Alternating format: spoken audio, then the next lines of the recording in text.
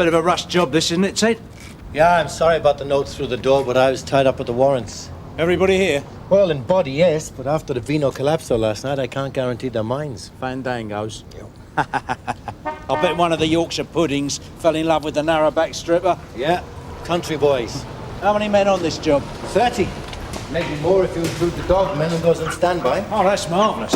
I'm lucky to get a couple of coolies in a patrol car. Some DI from Sheffield has a whisper. And we have to lay this circus Well, on the strength of it, Teal has a very good snout. Oh, has he? I want that snout on our firm, Ted. Our firm. Understand? I'm trying. Yeah, by the way, what's Ray's motor doing there? Oh, yeah, I meant to tell you. He's got Teal in your office. Oh, very cosy. Well, you know me, I'm not into politics. Yeah, well, in that case, we can get in that briefing room and start kicking a few backsides. I want them all there and all awake. Yeah, no problem. Any chance of saying how long this operation's going to take, boss? No idea. It's just that we're short of radios, and I'm strapped for staff on the street. Oh, yeah.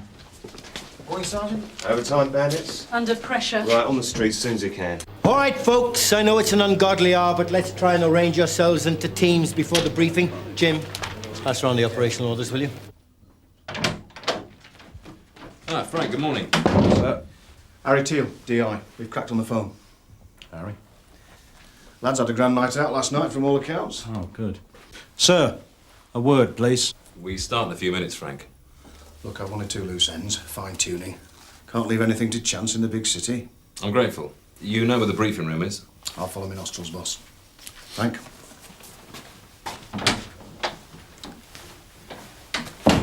Seems a practical sort. On the square and all, and the way his thumb was waving about. I wouldn't know, Frank. So, what's on your mind? As DI, I should have been consulted. It's not the time or place, Frank. Oh, I see. All done and dusted, is it?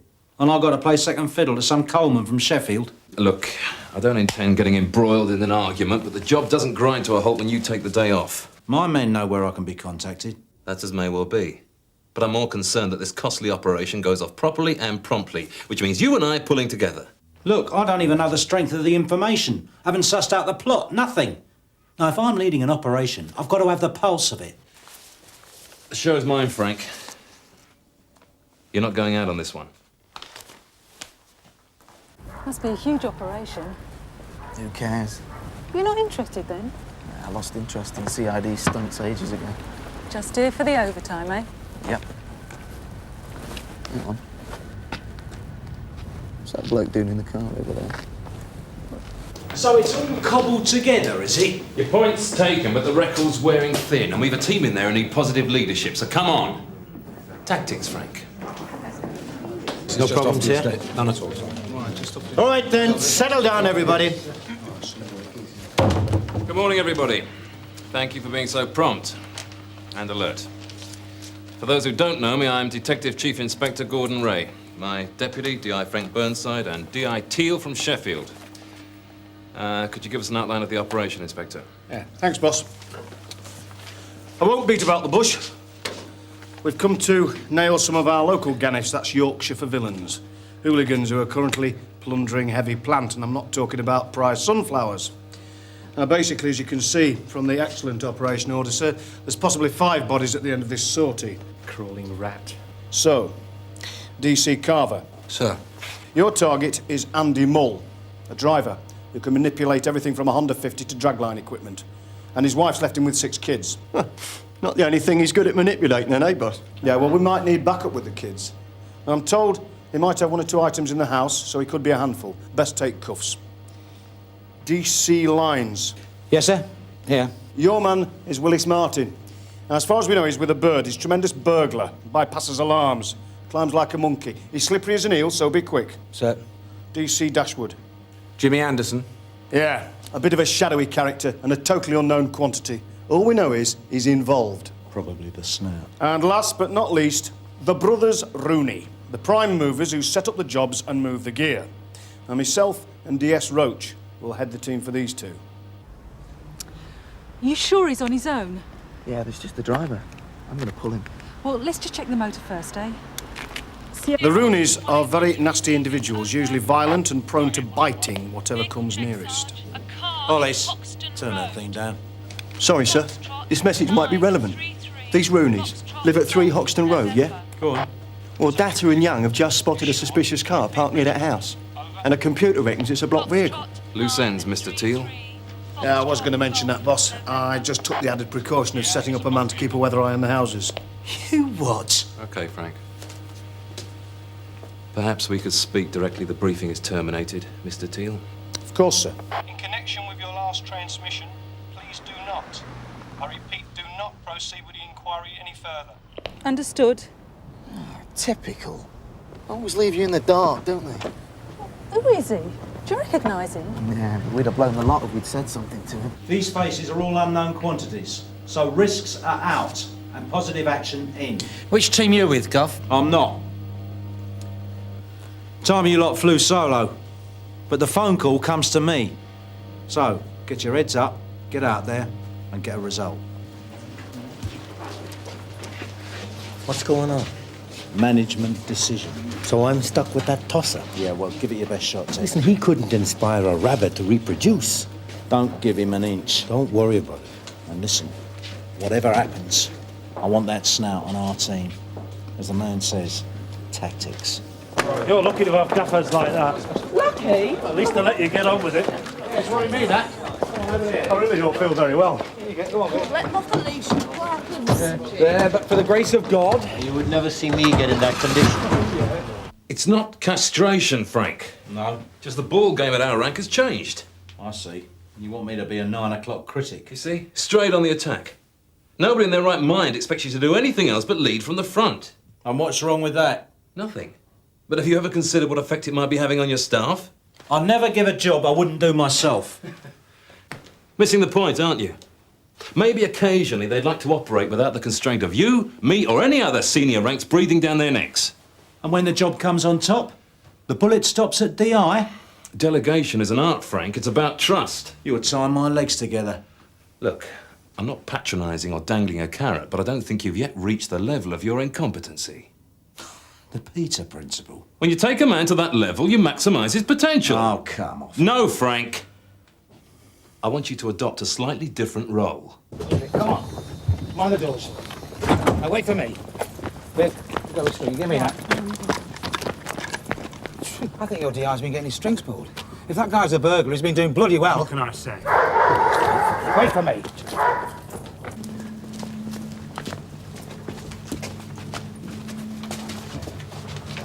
All right.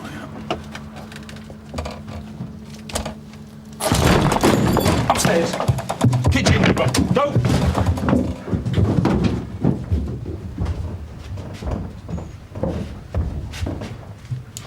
Anderson!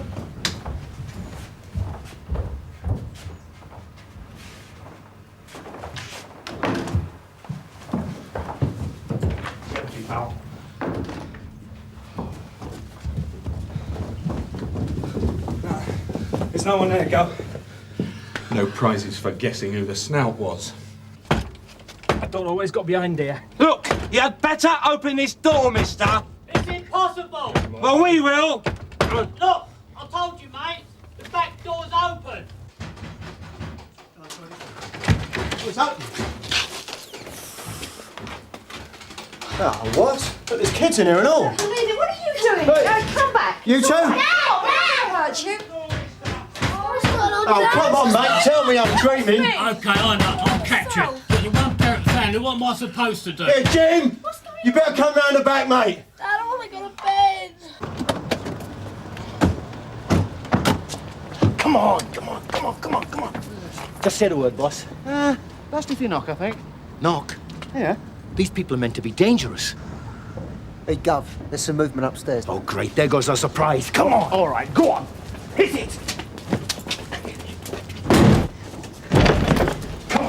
Mr. Rooney, we have risen.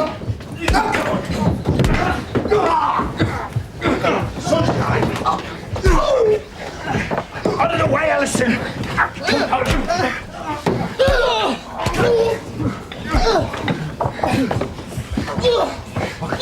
Will you be quiet? Coffin! You see, David? Manners. All this not before entering a premises. Come on, Jules. Look, what about these prisoners? Ask the orchid pudding. Burnside's not too suited. No, but it's a bit primeval, Frank. He thinks nobody's got a snout as effective as his. Still, it was a good capture. Factors and deductions, Derek. Yep. Excuse me, sir. We've got a logistics problem. Oh, yeah. Successful, Derek? A superb job, sir. D.I. Teal, the organiser. Hello, sir. Inspector, always pleased to encourage interforce cooperation. Anything for us? Oh, we'll squeeze them dry, sir. Well, let's hope so. Derek, can I have a word? Oh, yeah. I'll natter to you later, Harry. All right. Yeah, sure, mate. All right, mate. Smash it. We were at the college together. Very interesting, sir. However, at the moment, I'm more concerned with little things like prisoners and property. We'll have to consult with your DI about that. I have, sir. He said it's Sheffield's problem, not Sun Hill's. Super's conference agenda. Oh, no. Saluting, doors and windows left open. This belongs on toilet paper, Andrew. Frank, how long are you keeping my men? Ted, we still got the uniforms? Finishing off. We'll wrap it up. Teal can use his own men. And you can tell him from me, while I didn't win any medals, they're welcome to a gargle later. Cheers, Frank. What's the matter with you? You've been getting to grips with that policewoman. Fell from Teal's pocket when he was fighting the Ganef. Must be all his contacts in here. Back page. I'm gonna have some fun with this one, Ted. Great. Hey, June, what's the matter? June, what's up? You're supposed to be the one who's good with kids. Leave him. Well, these are good alone. compared to mine. Oh, you know, stop it. Yeah, I'm a piece of toast. There, I'll take it. Come on. Anyway, shouldn't these kids be at home? Yeah, well, social services reckons it's too dangerous and it's a fallback to here as a place of safety till they get their act together. Yeah, well, it's good practice for the pair of you. All right now? Just about. I'm pleased our cupboard was bare. I couldn't afford my way out of a paper bag. What's happening then? Teal decided to take the lot back to Sheffield. I thought Mark was the only one who put his hands on. Yeah, but he's changed his mind. There's nothing on the others. Teal's just trying to prove a point. Settle down, everyone. On the starters' orders. All back to normal duties. Hey, what about these kids? You're stuck with those until the social services turn up. What about us, sir? I'm sorry, mate, but your DI wants you for graft. Oh, bloody typical. But the good news is, at 2 o'clock this afternoon, we're all getting together for a couple of gargles at the local round the corner. Everybody welcome. Yeah, well, don't expect Teal to get his hand down. And for what it's worth, Burnside says, job well done. I was obviously sickly for something. All right, debrief over. Can I have a word, mate? Sure.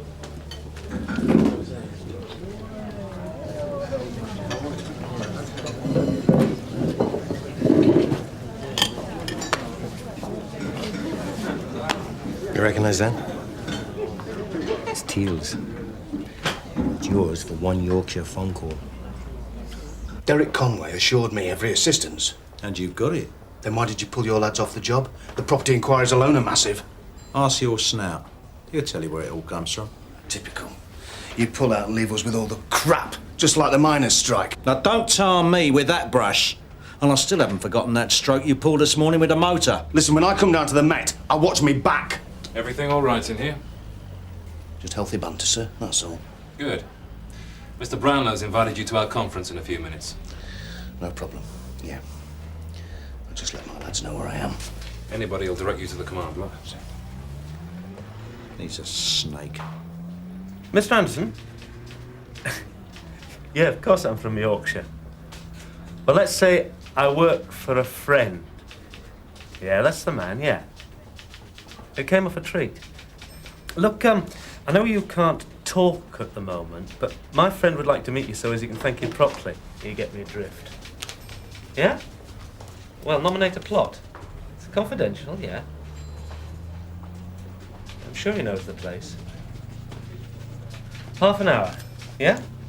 I'll tell him. He's definitely the snout. Cockney.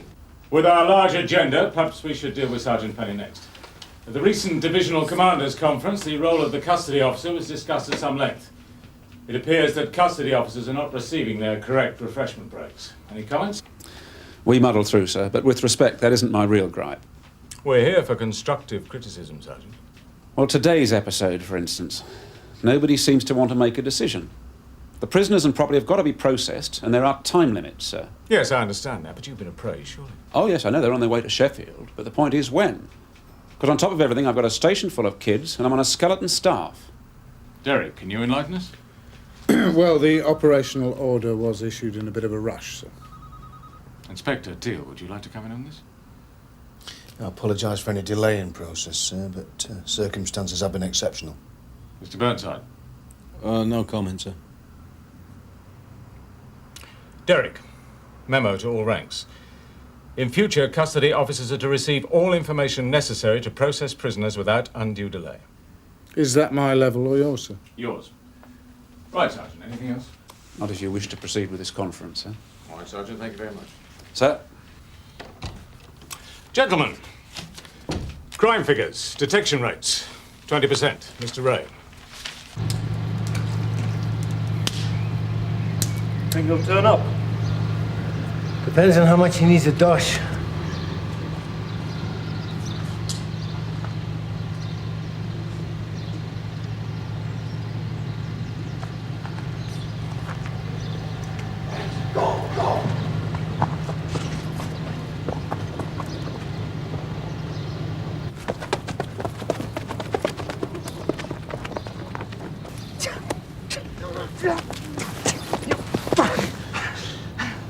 You?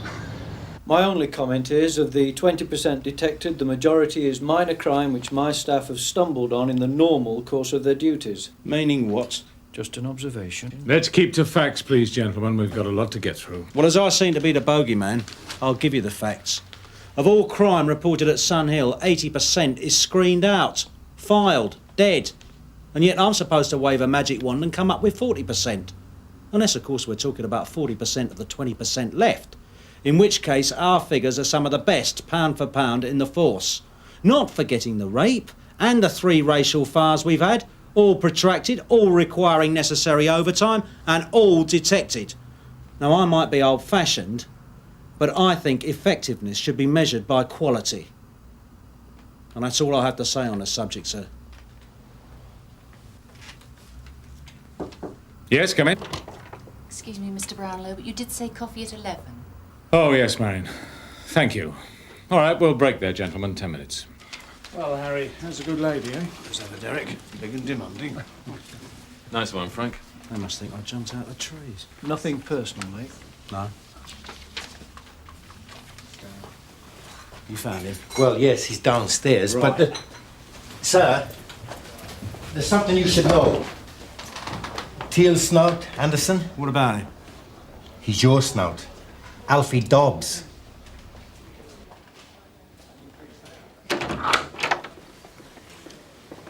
Well. Alfie. Or should I say, Mr. Anderson? I can explain everything, Mr. Burnside. Out.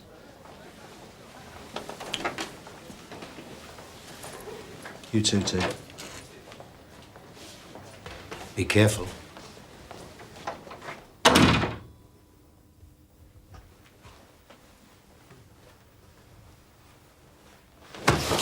Snivelling piece of excrement. So you thought you played the two-headed spy, did you? Look, if you just listen. Go on. I was up Sheffield a few weeks ago doing a bit of business, and it came on top. What, you got nicked? Well, it was sus. I had nothing, but I needed insurance. I'm your endowment, Alfie. Should have phoned me. I know. But I panicked. And when Till put on a trade, I took it. I was going to tell you. Eventually. You rat.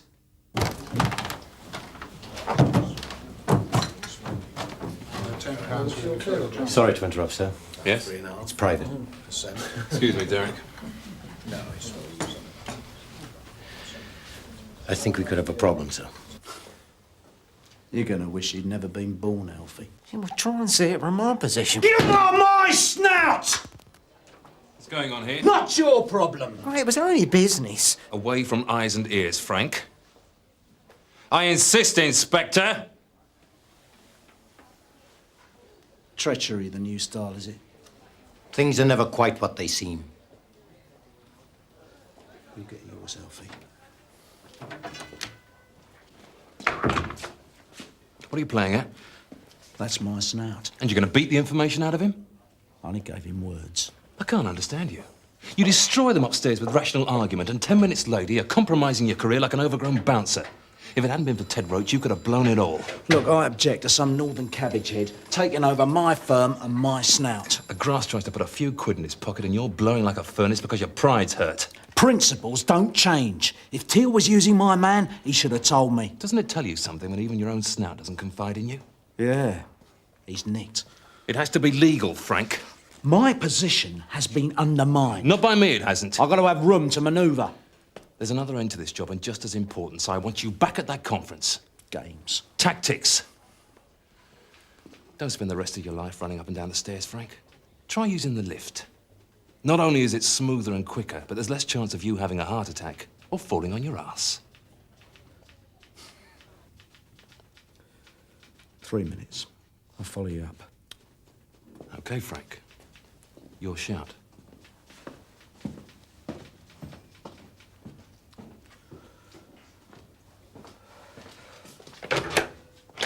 See.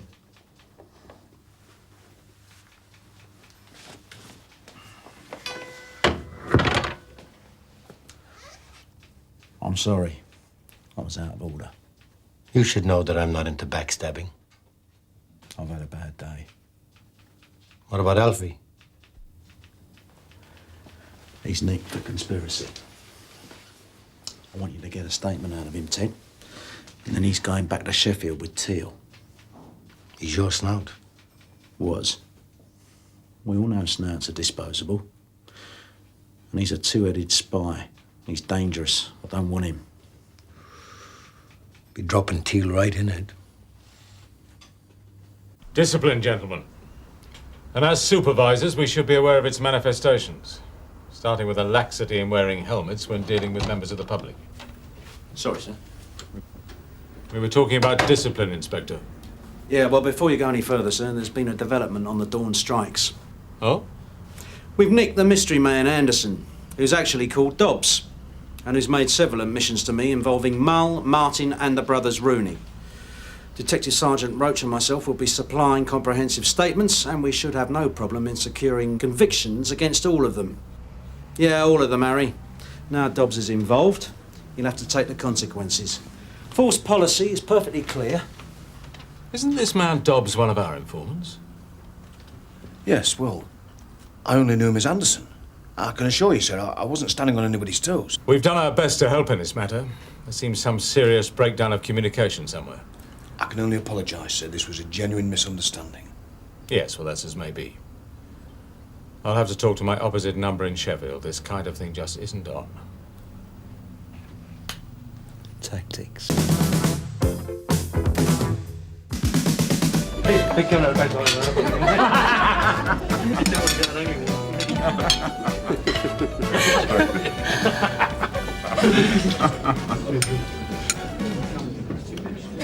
What about the geezer on this end?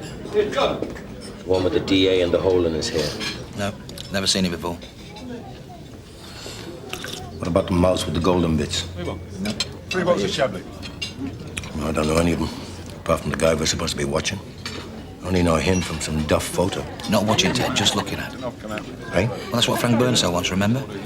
Just taking a look at Trafford. A sort of introduction. For 2 whole days? Well, if that's what the man wants, that's what the man gets. I'll tell you something, Tosh. There's some money at that table. I can smell it. Yeah? Yeah. 3 more bottles of Chablis Premier on the way up. I'll tell you something else, Tosh. Trafford's wife. That is one tasty lady. You enjoying that? Yeah. What's the matter with you? Don't they feed you at home? We should have had a custodial. Yes. I needed this one. Been too many acquittals lately, too many drop catches. Me and my luck. You all right, Gov? No. You ever heard of a man called Ralph Trafford? No. What's he do? He makes money. We don't. Gov, I'm going to need a DC for the next day or two. Jimmy Carver and Mike are on that forensic studies course, so maybe touch lines? He's busy. Doing what? On assignment for me. Well, maybe Ted Roach then? He's busy too. Same assignment. You're telling me that there's been nothing known on this man for the past 2.5 years? Well, nothing we've heard of. Ralph Trafford? He wouldn't know how to live straight. It's not in his nature. Have you had a proper look at this? Of course he has. Well, it's not exactly Kiddie's Corner, is it? The hard porn game, vice, bribery and corruption, conspiring to pervert the course of justice. That's how Trafford made a good living on what used to be my ground. And why don't you try talking to them? Who? The people in your old division, they may know things. I've tried that. I say the same as you. Don't know a thing. Well, that's it then. Nothing. Anyway, sir, as far as I can gather, there wasn't that much to go on 2.5 years ago. The case against Trafford didn't get past the committal stage. Insufficient evidence. There was more than enough evidence. Not according to that. But according to a lot of other people, there was. I was there, wasn't I? I was a DS then. I wasn't on the case, but I was still there. Well, maybe he doesn't need to commit any further crimes. Maybe he's got enough stashed away already. People like Trafford don't retire. They never know what enough is. Sorry, sir. I can only give you what's written down here. I know. Pity about that. You had lunch yet?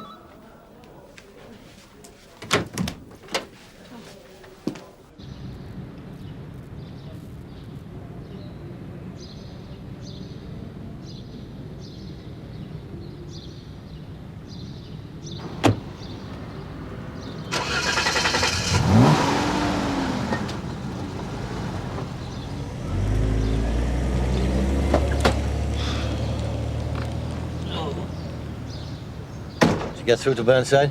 Yep. So what's the score?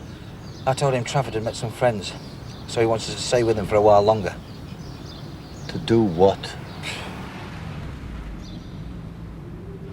I wonder what that flash hound has done to rile things up for Burnside. He's moved here to Sun Hill. Isn't that enough? No. It's got to be more than that. All right, then. Burnside was never able to nick him. Still not enough.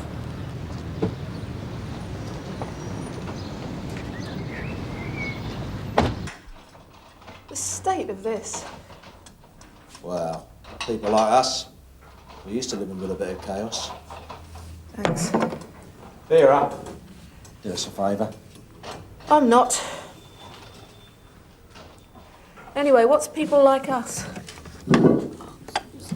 Divorced, of course. Happy. Free as a bird. I've got my chaos well worked out. I'm a one plate, one towel man at home. I even make the bed before I get up in the morning, while I'm still in it. Were you still married when you were in your old division? Yeah, just. I wish there was another little computer that would tell you all about a man's private business. What sort of business? Bank accounts, building society accounts, mortgage arrangements, income tax, statement of earnings. If he pays it. Oh, yeah. He's got to pay something, hasn't he? Just to make it look good. So how do I jack into a system like that? Come on. You know as well as I do there has to be a view to criminal proceedings. Are you ready to institute that? Right. So what is this, some sort of witch hunt? Yeah. I saw the careers of two good colleagues go to the wall once. They were done for conspiring to receive money and other considerations. Family men. Honest men. Just set up. Funny money and bent lawyers did that to them. Trafford's lawyers. Trafford's wife, what's she like? Ricky Trafford. She's a stunner.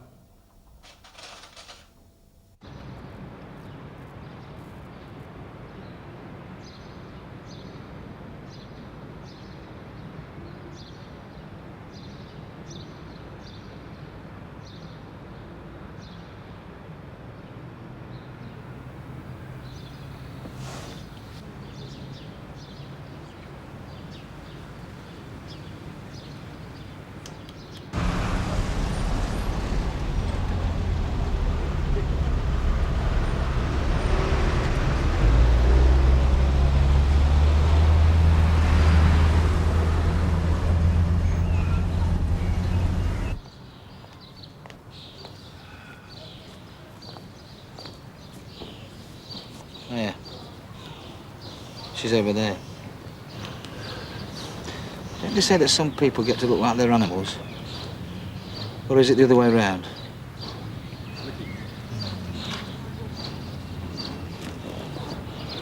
Well, that man's certainly not thieving at the moment. He's too busy spending.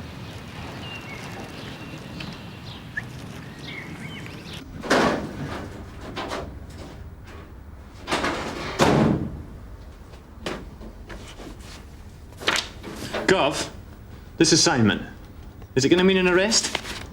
I don't know, do I? So what's he done? Who? This man Trafford. He's come here, that's what he's done.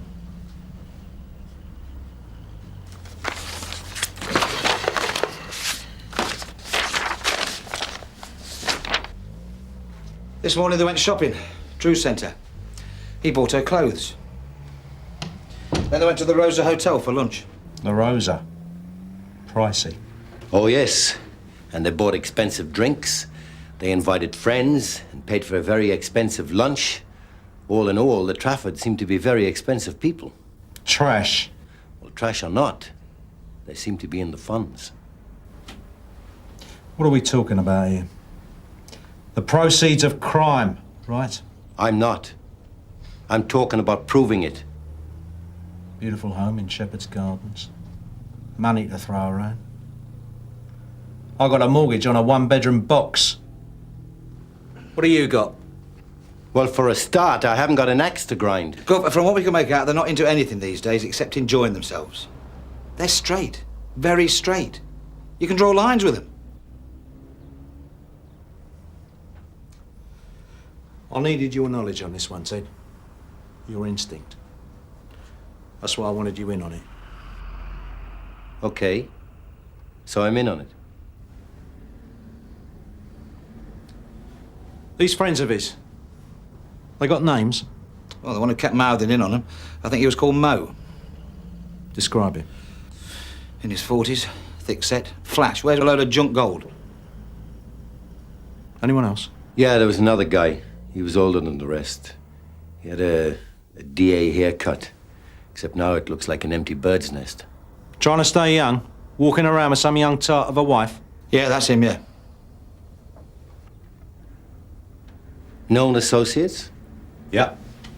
Which means? Trafford is busy recruiting. So tomorrow we maintain Obbo. Oh, great.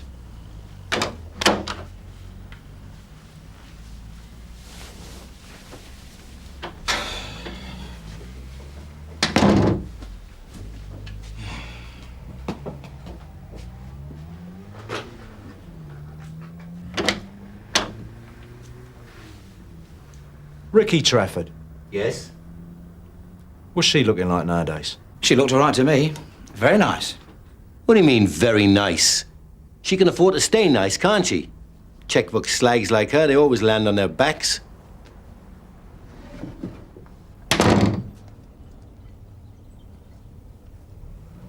Was it something I said?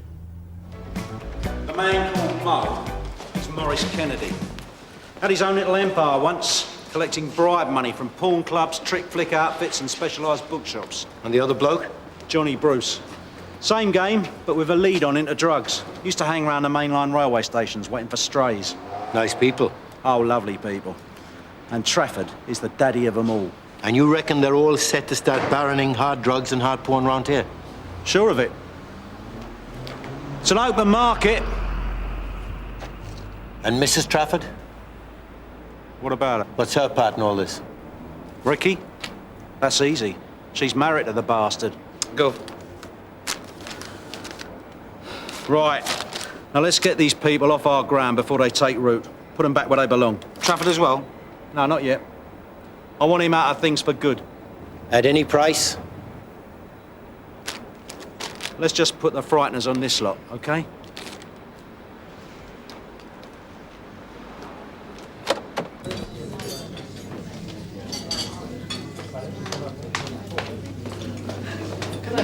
They're not stopping. It's all right, mate. Morris James Kennedy. Yes? CID. Mind if you sit down? Yes, I do bloody mind. I've got nothing to say to you people. Fair enough. But we got things to say to you, and we don't mind saying them standing up. You want to bet? I'll have you out of here. Hey, John! Look, old son, if you're going to doorstep people, you want to find the right doorsteps and the right people, because I've never dragged a motor or parked illegally in my life. Wrong department, Sunshine. We're the Tom Patrol. That's the Vice Squad, love. Police.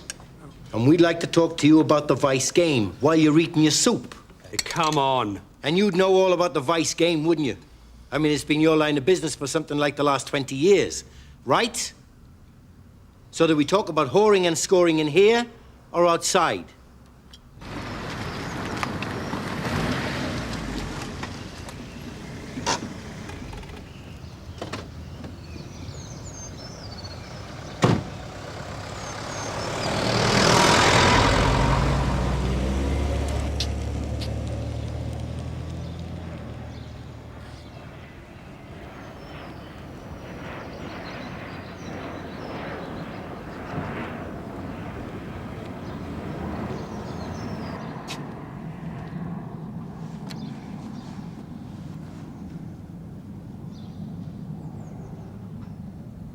Yes?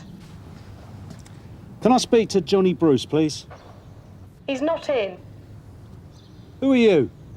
No one.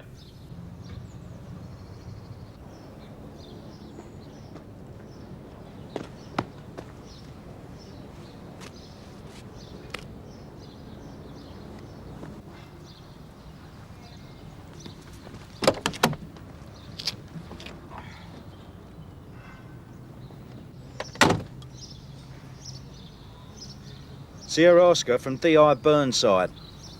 Sierra Oscar receiving. I want a PNC on a dark grey metallic BMW. 735. Registration Golf 781, uniform Yankee Lima.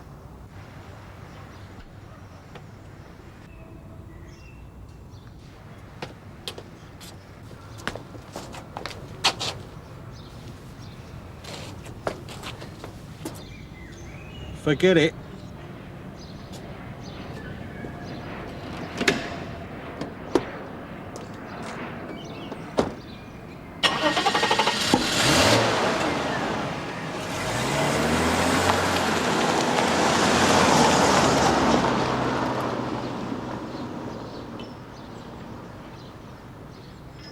So what's your reason for coming to Sun Hill then, Mr. Kennedy? Just visiting friends. What friends? Old friends. You gonna name them? No. In here yesterday, you were seen in the company of two men. Known criminals like yourself. Ralph Trafford and Johnny Bruce, is that right? I don't have to answer that. Were they the old friends that you were coming to see? I still don't have to answer it. Tell him, Tosh. Mr. Kennedy, we want that bit of tarmac. What bit of The tarmac? bit you're standing on. We want you out of here. We want you out of Sun Hill. You can't do that. Oh, yes, we can. Because we don't like what you represent. Which means that we can do just about anything we want. So if you don't go under your own steam, you're going to have to send for some of your old friends to help carry you out. Is that understood, Mr. Kennedy?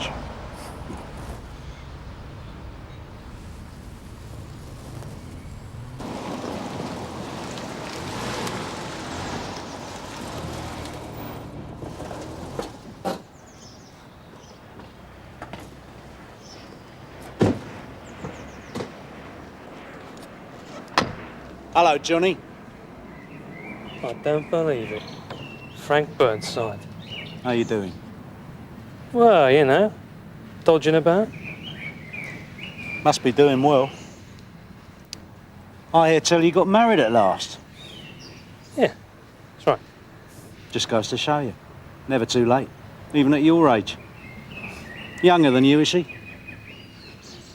Yeah, fair bit. Well, there's a problem for a start. Keeping hold of them. All these flash Harrys about. Yeah. Well, I gotta go now. Oi, you just missed your mate. What mate? I got a bit of news for you, Johnny.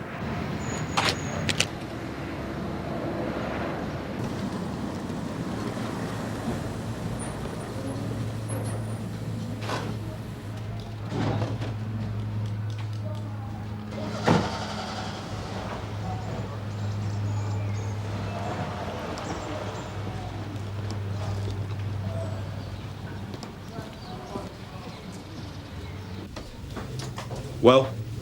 We had a word with Mo. We got him running. We followed him back here. He scuttled back here because of the Traffords. Ralph Trafford's just come home. I know. So what do you want? Vodka and tonic. No sign of the other bloke? He'll be along. Vodka and tonic, please. Can I ask you something? What? Well, it's off the record. So? Ask it. How long have you been divorced? Must be nearly 3 years. Who divorced who? She divorced me. Go. Thanks. What were the grounds? Cheers. Cheers. Hey? What were the grounds for divorce? Incompatibility. Now, what's this all about, Tim? I think I'll go and take a look at the square, eh? Good idea. Well, you know how it is. Do I? Yes. You work with people, you drink with them, you spend a lot of time with them. But you never really find out all about the kind of things that have happened to them. The sort of personal things. And it helps to know the lot, does it?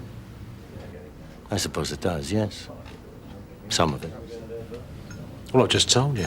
Yes, you have. Must have been around that time that the Traffords were busy on your old ground, wasn't it? What was? When you got divorced. Yeah. Something like that.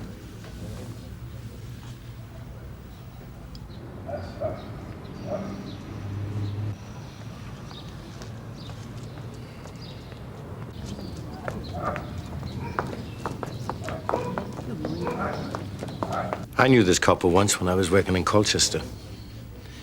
Made a right mug of himself over a bit of tail. He even thought that she was going to give up the good life, run away with him and live off his income.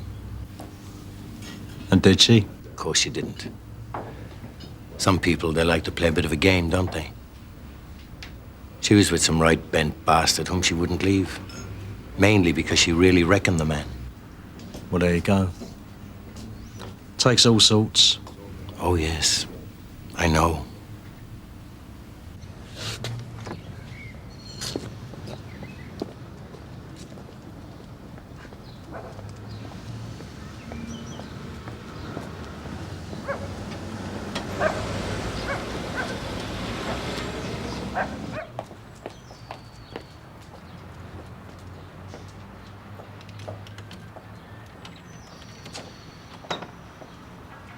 What are we going to do about the Friendship Club?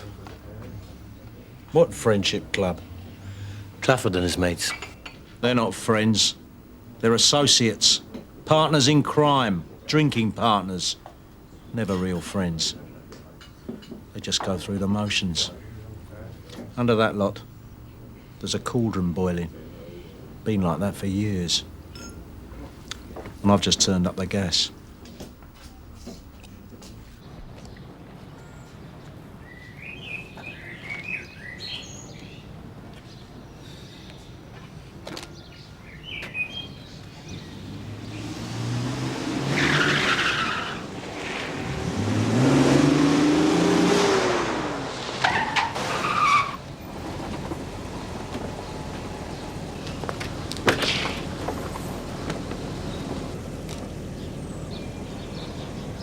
Bloody hell.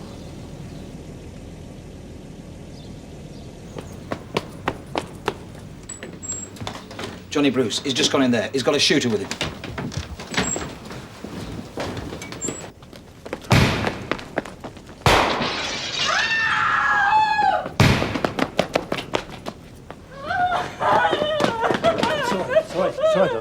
It's all right. We're dealing with it. It's all right.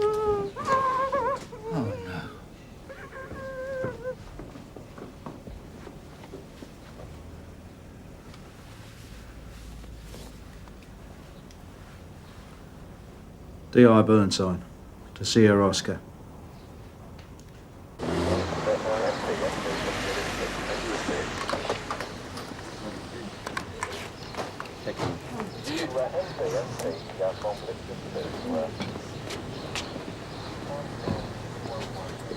Whole place is shot up. 2 seriously injured, 1 fatal. So who got it? Trafford. What happens now? That's easy. I can get back to the normal everyday stresses of life, can't I?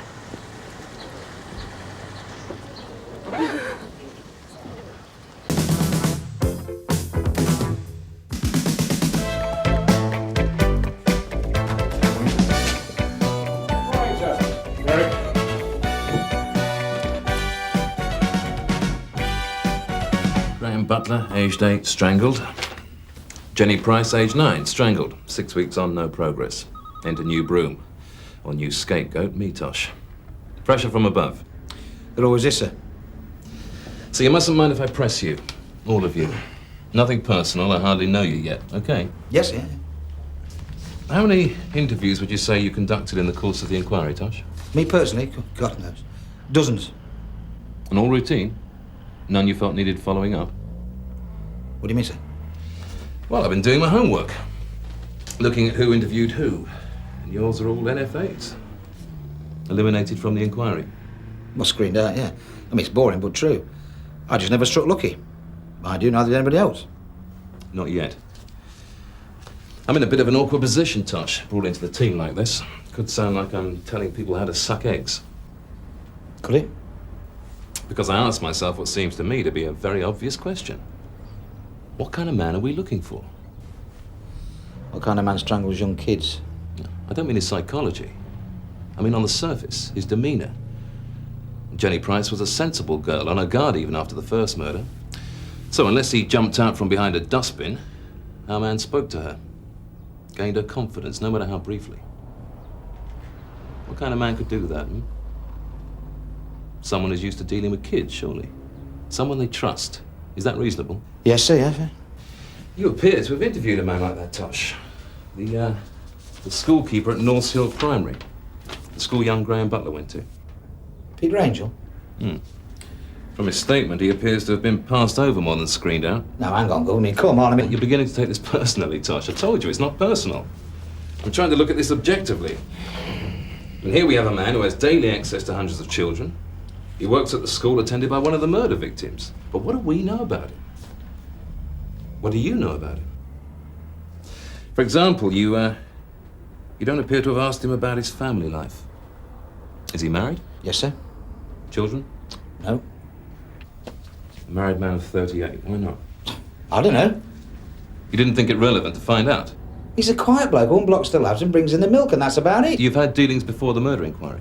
Well, a couple of times, yes. I mean, school break-ins, that sort of thing. How long's he been a schoolkeeper? Well, North Hill, 3 years. Do you know why he became a schoolkeeper?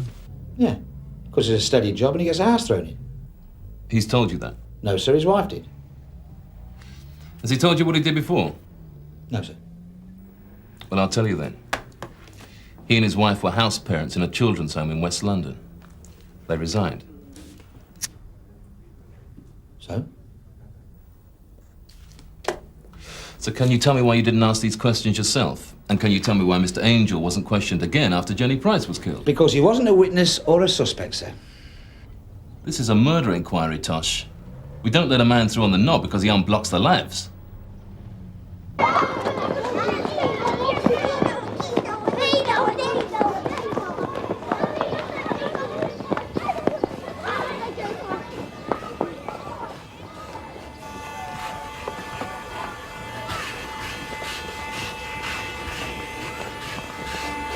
You can do mine and all while you're at it. Oh, hello. Hiya. Maureen gets cold knees, does she? Nah, it's the dogs. I didn't know you got a dog. Recent addition. Oh.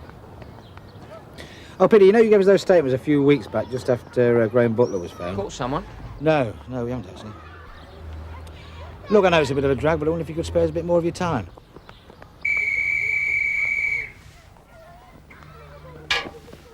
So you've no complaints about Mr. Angel's behaviour? In what way? Well, in respect of the children. If you mean, does he touch them? Certainly not. He scarcely even smiles at them. He does his job thoroughly, otherwise keeps himself to himself. Except for the football, that is. Football? Yes, he takes football practice, We'd been short of a male member of staff since the beginning of the year, and Peter agreed to fill the breach. I think his wife pushed him into it, actually.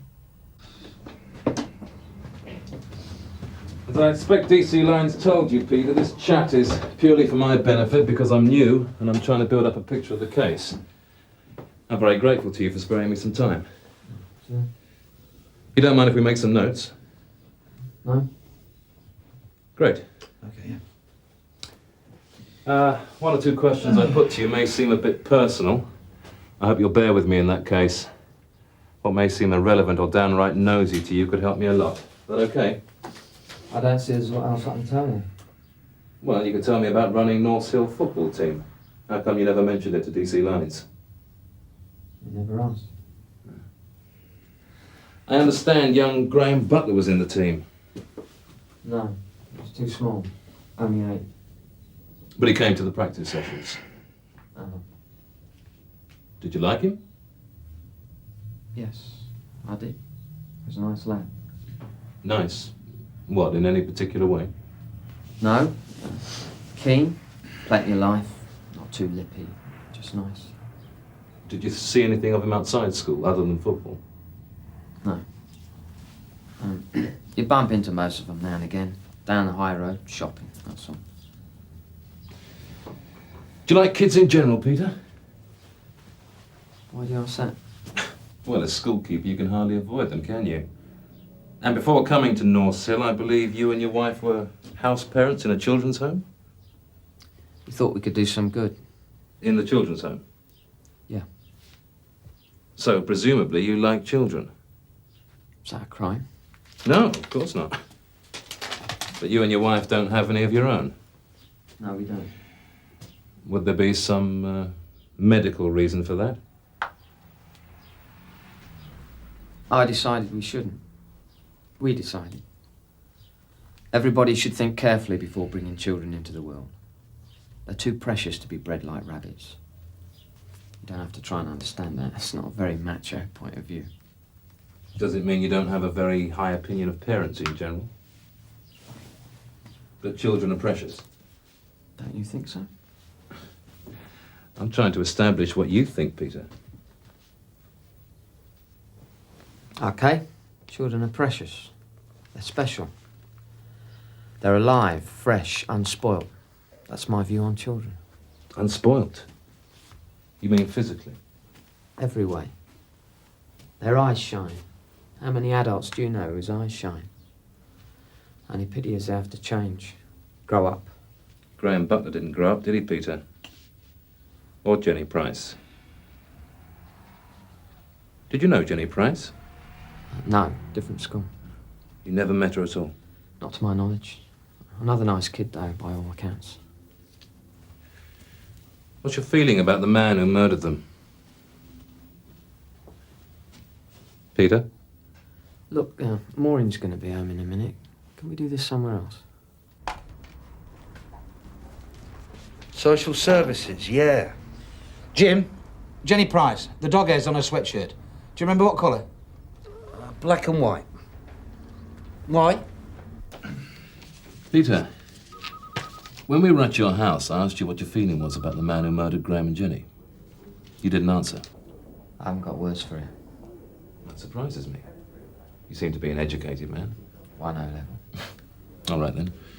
Articulate. Thoughtful. No disrespect to the job, but how come you're a schoolkeeper? I mean, house parent I can understand. A wage, a house, no hassle. And children. That seems to be the common factor. Which is why I'm here, sitting in this chair, right? Nearly 40, no kids, works in a school, must be bent. I never said that. That's the mentality, though. You're here of your own accord, Peter. If you want to leave, I can't stop you. What's the point? I'd rather you talk to my face than behind my back. Come in. Excuse me, sir. Thanks. I'm perfectly happy to talk to you, Peter. The more open we are with each other, the better. Social services comments on your resignation from the children's home. I wanted to be sure you didn't leave under a cloud. And as far as they're concerned, you didn't. You don't agree? They're a bunch of mealy-mouthed bastards, if we're being open with each other. You mean there was pressure on you to leave?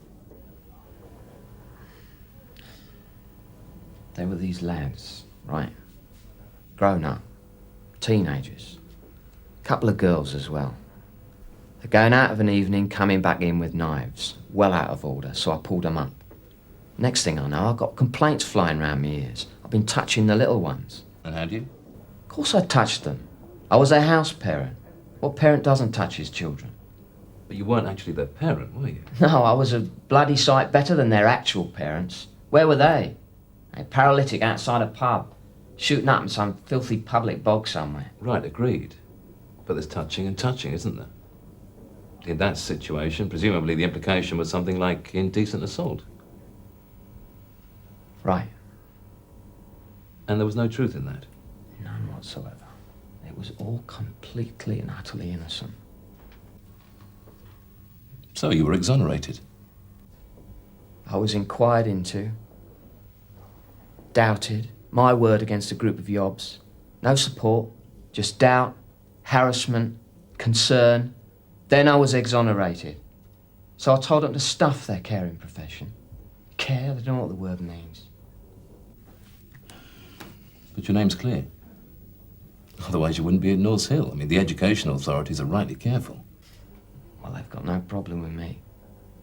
Even in football practice, I only stand on the touchline. I've learnt my lesson. Don't touch. Don't even look. Because someone with evil in their minds is watching. That's the caring society. Just by not having a child of your own, you're an outcast. And you resent that, obviously.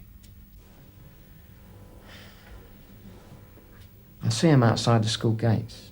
Real parents. Ones who are allowed to care. Totally ignore their own children. Look at this, Mum. It's my new reading book. Look, Mum, I got a star for me picture. Nothing. Till it comes to gossip, pointing the finger. Children sometimes point the finger too, though, surely. They can be very cruel. Children are what their parents make them. That's the curse of mankind. Is there any solution to that, do you think? Peter? I suppose it could be a point of view that Graham and Jenny were saved in that respect, from being spoilt. What do you think, Peter? Is that valid? I don't kill children. I love them. Right? Harmless bloke, come on, blocks the lavs. Touch the right button and he goes into orbit. Yes, sir, but he's admitted nothing. I think he will. He wants to talk to us. He was playing hard to get, but he's sitting there waiting. Maybe he was waiting before Jenny Price was killed. Let's hope not, shall we? He's got a dog, sir. He had it at the time of the murders. A black and white mongrel. I didn't know. I don't know whether to be pleased or sorry. So this Angel guy's seriously in the frame, is he? Pretty seriously, yeah. He's got Penny cautioning him now. You okay? Yeah. I'm just looking at myself in the face while I still can. Sorry. How many interviews have you done in the course of your career, Jim? I don't know. Hundreds, thousands. Have you ever woken up in the middle of the night and thought, God, if only I'd have asked him that? Interview of Mr. Peter Angel, conducted by DCI Ray. Also present DC's Lyons and Carver. Mr. Angel, this is just to remind you that you've already been cautioned. Now, Peter, tell me about your dog. It's not my dog. Your wife's dog, then? It's not ours. It's my sister's. We've been looking after it while she's been in and out of hospital. Well, whoever it belongs to, you've had care of a dog for more than a couple of months now, yeah? Off and on. Peter, my understanding is that you were questioned as part of routine inquiries on the Graham Butler case, but not in respect of Jenny Price. Purely for my benefit now. Can you remember where you were the morning Jenny died? At about 8:45, say? Weekday, wasn't it? Tuesday the 31st, yeah. I must have been in school bringing in the milk. Actually, there was no school that day. She went missing on her way to school, St. Eunice's. St Eunice's was open, but North Hill was shut. What they call a Baker Day, I believe, where the teachers come in and work, but the children don't. Do you say so? Mrs Quinn says so. She let you take the morning off. So? So, is it possible you took the dog for a walk? No, definitely not. I never take the dog for a walk in the mornings. When do you take it then? Evenings. In the mornings, I just let it out in the garden. And I've remembered where I went on the 31st. Uh-huh. We visited my sister in hospital. Which hospital? The General. So early? Yeah, we had a call. Which ward was she in? Robertson. Your sister would be able to confirm that, would she? Why is that? Because she finally passed away 2 weeks ago. Cancer. I see. I'm sorry. That runs in the family. Doctors say it's not possible, but... There's no need to go all solemn. We're talking about the murder of 2 children here. My sister was 50 and riddled with cancer. Let's keep a sense of proportion. You were more upset by the murders? 1,000 times. What were your feelings when you heard about Graham? You said you couldn't say how you felt about the murderer, but how did you actually feel, inside yourself, when you heard the news? None. That's all. I couldn't believe it. The mind's not big enough to cope, is it? It wasn't made for it. Somebody's mind was, unfortunately. It's my job to find that person and to help him. Because he does need help. I understand that. You say so. When you made your first statement to DC Lines, you said that on the evening Graham died, you were indoors watching television, on your own. Have you recalled anything about the evening since which would support that? Just a complete part of the picture for me, like what was on the box. I never really watch it. It's just movie and wallpaper to me. So you were reading, that sort of thing, while it was on? Reading, dozing. And your wife was out all evening? Visiting Karen, my sister. So did you take the dog for a walk first? What? You said just now you take the dog out in the evenings. So presumably you took it out on the evening of the 15th? No. You didn't? No, not on Sundays. Sundays, I take it in the afternoon, gets it over with. You don't like dogs much? Not a lot. Children do, though, don't they? Did Graham? Peter, I'm asking you a lot of questions. But if there's something you'd like to tell me, you just say it, okay? In your own time. Don't wait for me to ask. So where had you taken the dog that Sunday afternoon? Peter? Canley Fields. I'm sorry? Canley Fields. Canley Fields, where Graham's body was found. So you were actually on Canley Fields on the day of the murder, Peter. Is that what you're saying? Why hadn't you told DC Lines this? Because I couldn't believe it. Couldn't believe what, Peter? Little Graham lying dead in the bushes where that stupid dog cocks its leg. You're quite sure you and the dog and Graham weren't on Canley Fields at the same time? Think about it, Peter. Is that how it was? If I'd have been there, I could have stopped it, couldn't I? Instead of dozing in front of the boxy television. Isn't it possible you've got a bit mixed up, though? That would be very understandable. Perhaps you were there in the evening with Graham, and then you were at home in front of the television afterwards. Think about it again, Peter.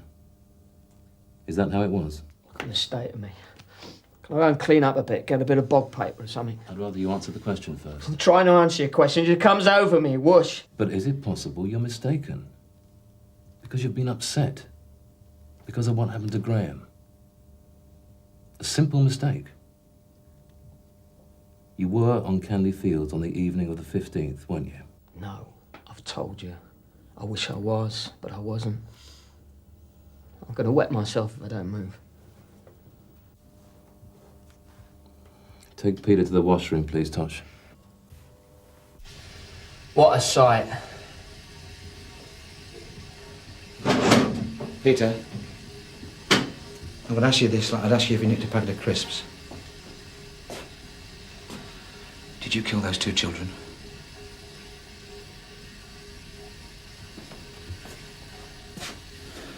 Peter? Did you kill those children? Oh, did you? Did you?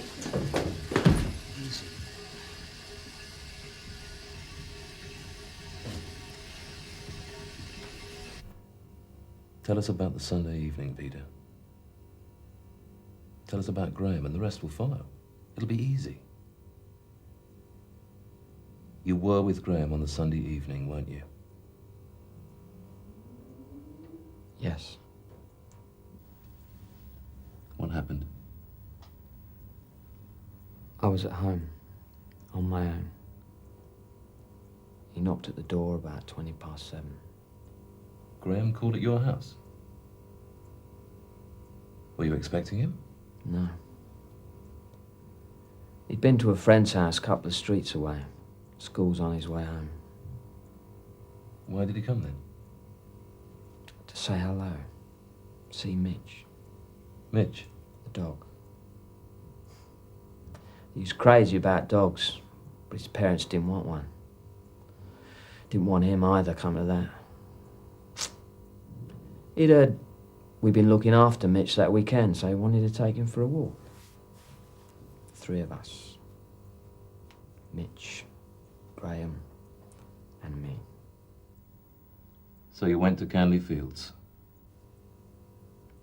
No. That's the point.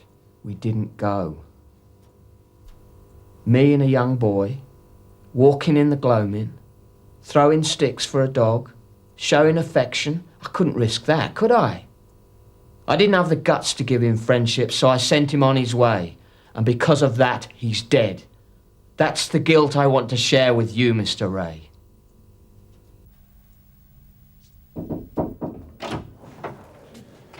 Excuse me, sir. Can I have a word?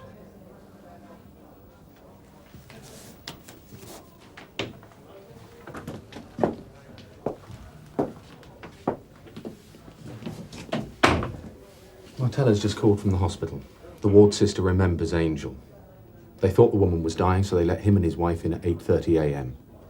with the dog.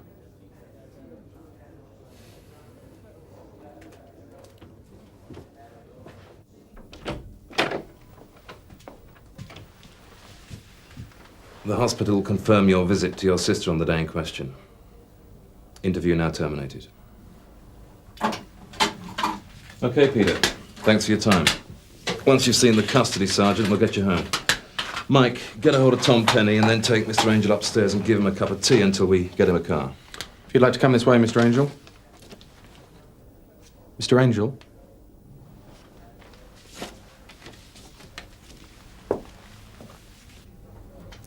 Satisfied? Yes, sir. I love crucifixions.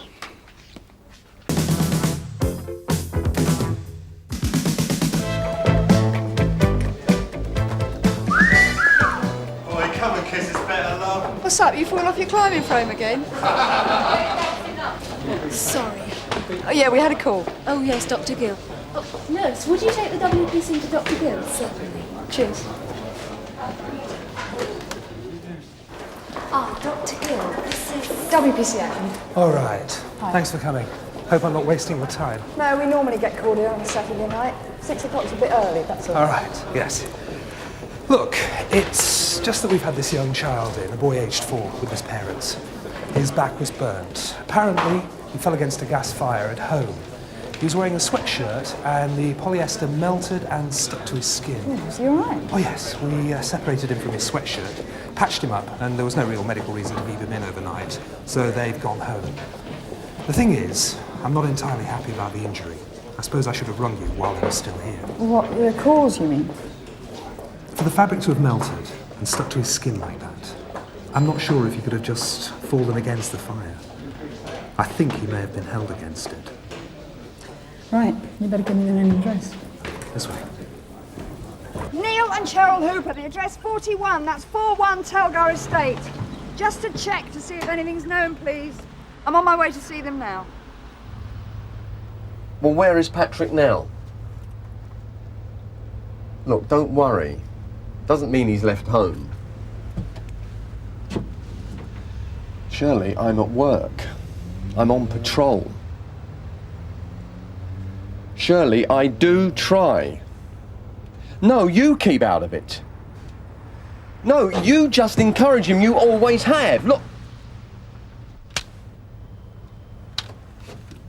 Thank you. 643 from Sierra Oscar receiving, over. 643 receiving. Hooper, 41 Calgary Estate, nothing known.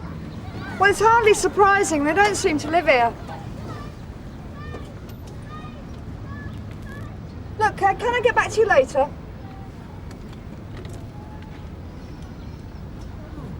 Hello, darling. I'm sorry to disturb you. I'm trying to locate a Mr. and Mrs. Hooper. My information was that they live next door. Oh, Cheryl. Yes, that's right. Oh, no, she left months ago.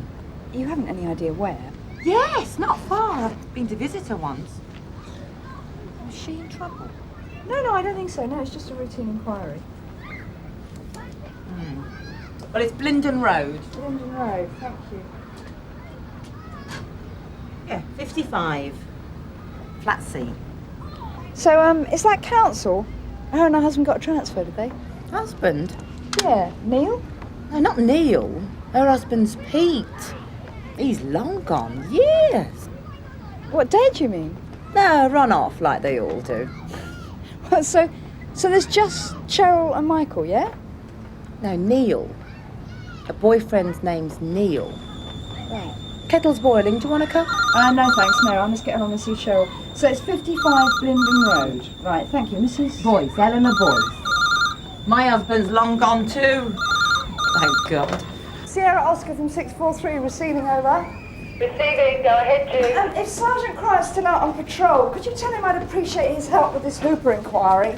Okay, understood.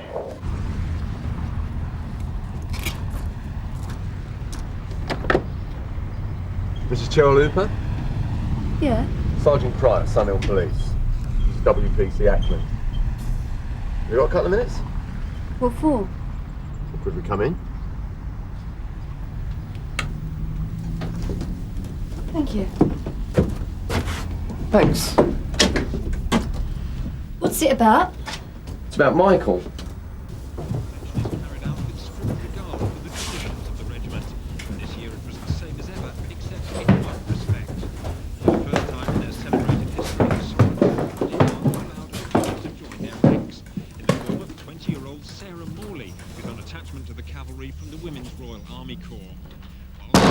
For the inspection were underway. She admitted that she's had a mixed Mrs. Hooper, the doctor who looked after Michael at the hospital, Dr. Gill, he was a bit concerned. We was all Excuse concerned. me, could we turn the television set off?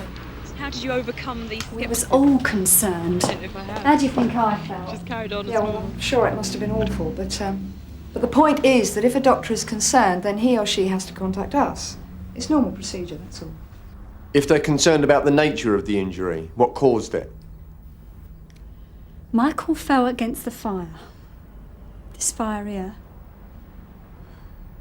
There was bits of his sweatshirt still sticking to it. All right. We're not trying to hassle you, Mrs. Hooper. But it was, you know, a nasty injury.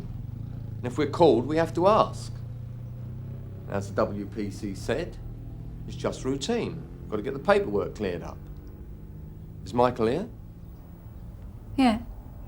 Can we see him? No, he's asleep. Well, he has to rest, the doctor said. Oh. Is this your flat, Cheryl? I live here, yeah. Why did you give the wrong address to the hospital then? Did I? Yes. You gave your old address on the Tulgari estate. I bet, I suppose. I lived there a long time. Look, I was in a bit of a state this afternoon, all right? Well, you also gave the wrong name. What? Is your husband's name Neil? I don't have an husband. Are you divorced? Not officially. Neil's your boyfriend, is he? Does he live here with you? What's that got to do with you? Nothing. But you gave the wrong information at the hospital. Yeah, well, I'm sorry about that. I'm Cheryl Hooper, he's Neil Rickson, this is his flat and we live here together, all right? Fine. But Neil isn't here at the moment? No, he's not. Oh, that's a pity. Because I'm really going to have to talk to him before I go.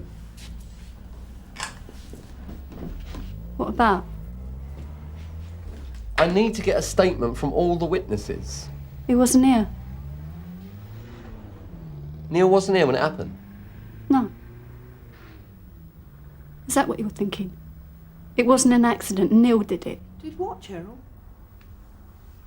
Pushed Michael against the fire, I suppose. No, we're not saying that. Well, what are you saying? We want clarification, that's all. We just want to get it tidied up. Right.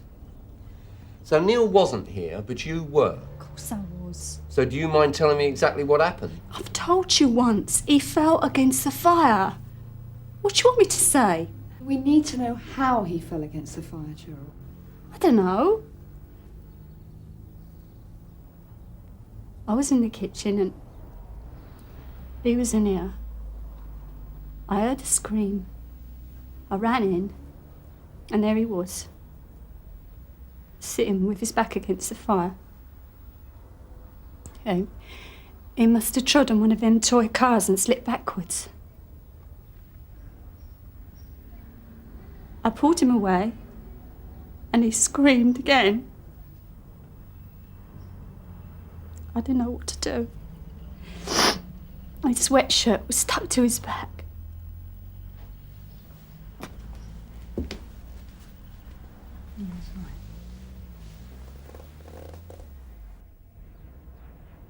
And that's when Neil came in, while you were wondering what to do.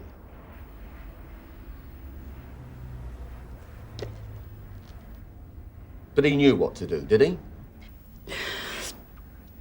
Oh, I didn't. Neil, he wrapped a wet towel around Michael and, well, we didn't know if that was right or wrong and we went straight up the hospital.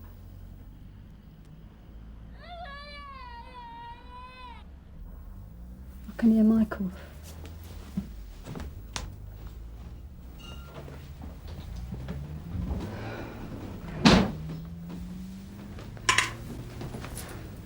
She's covering up. Who for, the boyfriend? Well, she didn't do it, but she's acting as guilty as sin. I think I'd be feeling guilty if my kid had fallen against the fire. There's no guard on it for a start. Was held against the fire. So maybe it was her. Odds on the boyfriend. What else has he gone missing? Is he all right?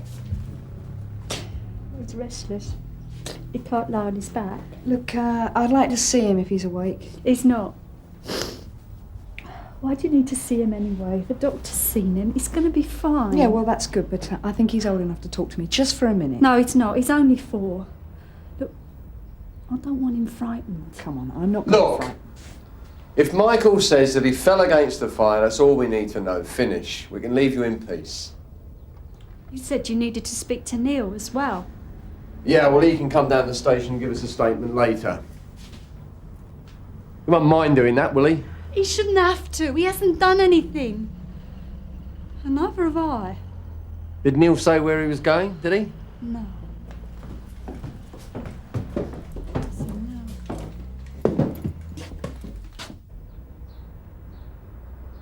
What's this? Mr. Rickson. Yeah? Hi.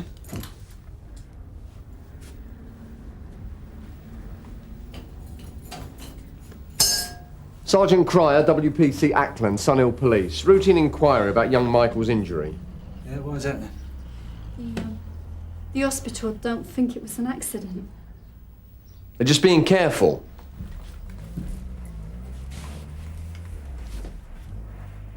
Well, they have to be nowadays, don't they? Mrs. Hooper has told us what she thinks happened. But as you were here part of the afternoon, perhaps you could... What? Well, you were here this afternoon, Mr. Rickson, weren't you? No. Do you mind telling where you were? On my way home from the shops. And what time did you get back then? About 4:30, didn't really notice. She was going up the wall and Michael was screaming his head off. And you took him straight to the hospital? Of course. What time did you get back? About 6:15. And where have you been since? Why? Oh, nothing really. It's just that it seems to me a little bit odd that you should go straight out again on your own after the family had been involved in such a traumatic experience. It was traumatic. And I ate hospitals, I needed some air, so I've been for a walk to calm down. Okay. Do you have any children of your own, Neil? What do you mean of my own? Well, do you have any children? Are you a father? Of course I'm a father, I'm Michael's father. Oh, I'm sorry. So Michael is yours and Cheryl's. I'm sorry, we hadn't realised. He's nothing to do with Cheryl. I never said he was mine. So he's not? No, he's Neil's. Look, what's the mystery? I was married, I had a kid, I got divorced. Right. So Michael lives with you, does he? No, he doesn't live with me, he visits, weekends. The ex unloads him. And you like having him? Yeah, I like having him. Sorry if that busts your theory, Sherlock. You know, boyfriend loses rag with living girlfriend's kid. It happens. Not here. Fancy a cold beer before you go? Hello, Michael. What are you doing out of bed? I'm sorry to hear about your bad back. Is it better now? Never mind, it soon will be. Why don't you come over here and say hello? No. Back to bed. It's all right, Mr. Wilson. This won't take a minute. What's the point of talking to him? He doesn't know if he's been punched, bored or countersunk. You know, the doctor at the hospital told me you were the bravest boy he'd ever met. I like your pyjamas. Wish I had a pair like that. Is blue your favourite colour? He doesn't know his colours. Green? Do you like green, like the trees? No? Red? Red like the buses? You used to have a red sweatshirt, didn't you? Pity it got spoiled. Can you remember how it got spoiled? We don't want any of your stories, Michael. I know it's horrible, but can you remember? Laura did it. Sorry? Laura. Who's Laura? Cheryl's lovely daughter. What about Laura? We're looking for her. Now, the best thing you can do to help us is to tell us exactly what happened. One of you. We went out for the day, down to Brighton. As a family?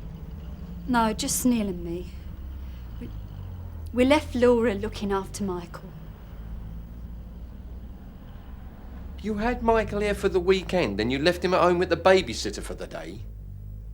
Do you do this every weekend? I work my guts out all week, pal. I'm entitled to a bit of time off. Then why have Michael? He's my son. I've got a right to see him, haven't I? Mr. Rickson, Laura is under 16.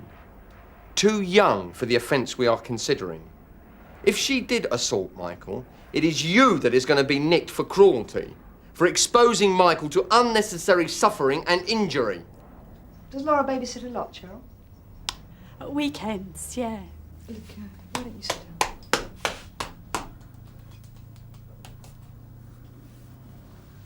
Does she mind the babysitting? She's a sport cow. He's had 15 years of her running round after her. At least I brought her up myself. So she doesn't like looking after Michael then? She doesn't mind an hour here and there, but... well, it's not that easy. He's all right. What does she expect? He's only a kid. Right, so what you're trying to say is that they don't get on very well, hmm? Not very, no. He plays her up and she loses her temper. Does she hit him? Cheryl? All right, so she gives him a smack now and then. If his mother did more of that, he wouldn't go over the top here every weekend. You're not talking about a slap here, Mr. Rickson. We're talking about a 4-year-old kid being held against a gas fire till he sticks to it. There's no way I'm taking the blame for that. No way! She's mental. She's not! She just hates Michael! She hates you and she hates living here. We should never have moved in. Too right, the Elsie's gone to hell since you did. It's your idea. Yeah, but it was you and that miserable cow of a daughter that screwed it all up. Mr. Rickson, I think you ought to sit down. You're in enough trouble as it is. I've been out looking for her, trying to patch things up. All right, Neil, calm down. This isn't doing anybody any good. Right. So, now you got back from Brighton at about 4:30, yeah? Yeah, the weather was bad down there, so we came back early. We got to the front door and we could hear shouting. Laura and Michael having a real go. They didn't hear us come in. And we came through here into the lounge. And there's this terrible screaming. Michael. And there they are, by the fire. Laura pushing him against it, shouting in his face. I think she realised what she'd done before she saw us, because she sort of pulled back.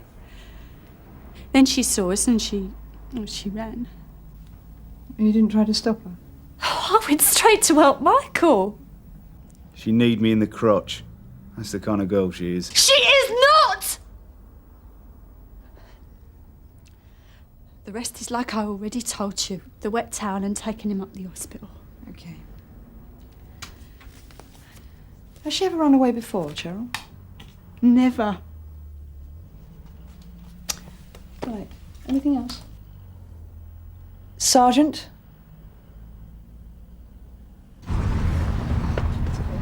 I've been out looking for her. What does she want? A medal from the SPCC? Are you all right, Sarge? Yeah, terrific. Don't you believe the girl did it? Is that the problem? Hey, I know Rickson's a scumbag, but why make up a story like that? We're going to find the girl, and we've soon find out. Yeah, and the whether- girl did it. So what's up then? We're going to nick Rickson anyway, aren't we? Yeah, for letting it happen. Sarge! Look, don't slam the door on me, please! Why don't you... Not leave it, will you?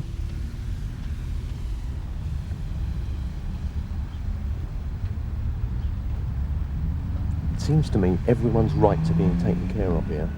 He's got the right. The ex-wife's got the right. Sounds like the perfect family upbringing. And since when has that bothered you? What? Well, kids that get shoved from pillar to post, it's not exactly rare nowadays. Are you an expert in the matter now? No, I never said that. Oh, you're doing very well in there. You could have done without me, really. Yeah, in the end, I honestly wished you weren't.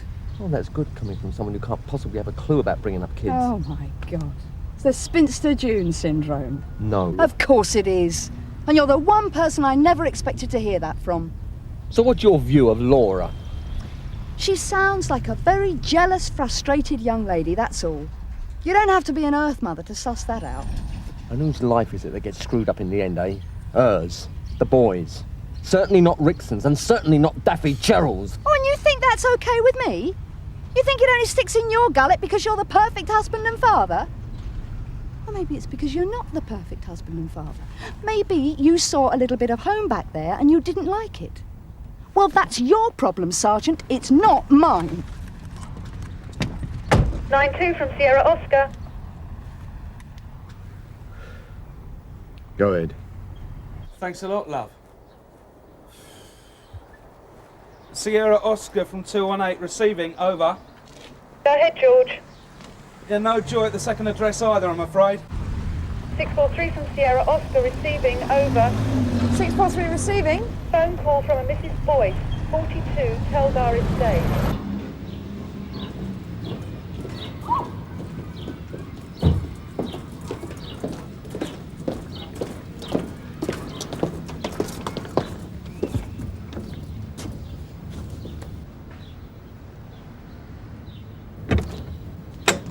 Is she still here?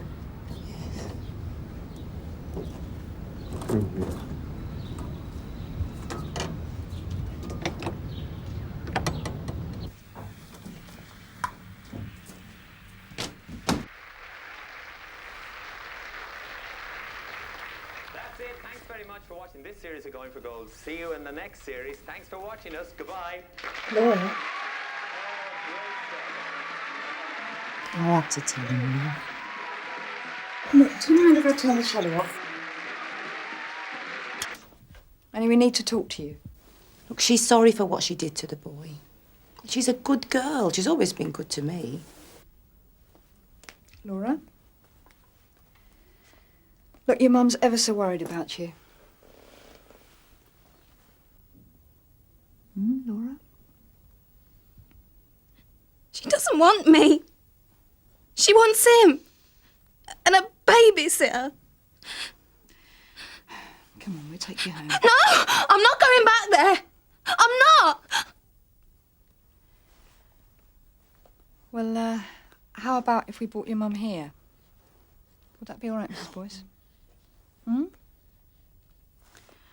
Look, Laura, she loves you very much. She does. I'll stay here.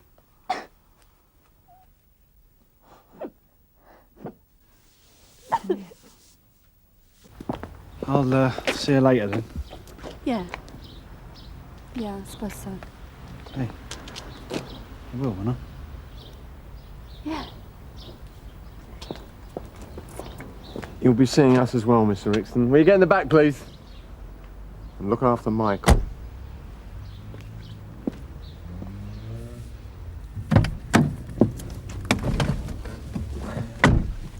You going to try and take Laura away?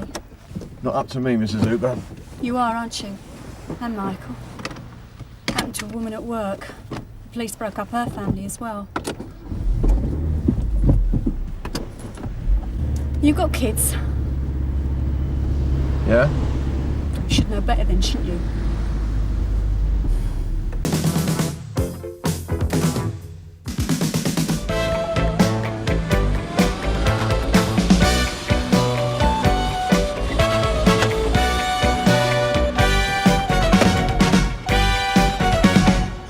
What are traffic supposed to be doing? Probably front of the queue at a canteen. There was nothing I could do. She just shot straight out in front of me. Yeah, all right, sir. We'll talk about all that in a minute. I think she's all right, but honestly, I didn't stand a chance. Look, I'm going to see to the girl. Okay, Jim. Come ready with me, son. I phoned for an ambulance. Yeah, she'll be here soon. How is she? Oh, just a few scratches, I think. She's lucky. It's a wonder she wasn't killed. What's your name, sweetheart? It's Hazel Lavelle, isn't it? And we're being very brave, aren't we, Hazel? Where does it hurt, Hazel? She skinned her knees, and I think she's banged her elbow. She keeps holding it. And she says she's got a headache. Walking wounded, are we? Pulled muscle. How did you manage that? Fell over. It'll be fine. What time did the do finish last night? 2:30, 3. Sounds like a fairly typical initiation for a flying squad hopeful. You're paying the price for your ambitions, Mike. It wasn't like that. Just a couple of drinks with a couple of mates. Yes, of course. God, you look horrible. Thank you, sir. Don't mention it. You all right? Yeah, fine. The break-in at Abbott's restaurant. That's yours, isn't it? Yes, it is. Well, I think we got a nice little result. Mickey Smart's come up on Prince. Mickey Smart? You can't be serious. He's got to be past it. Just goes to show, doesn't it? So where's he living nowadays? Beverly Buildings. I can't remember the number offhand, but he's on the ground floor. Number 18. Thank you, Alistair. You stay here and hold the fort. We'll go and pay Mickey a visit. Might clear up one or two other bits and pieces at the same time. What, now? Yes, now.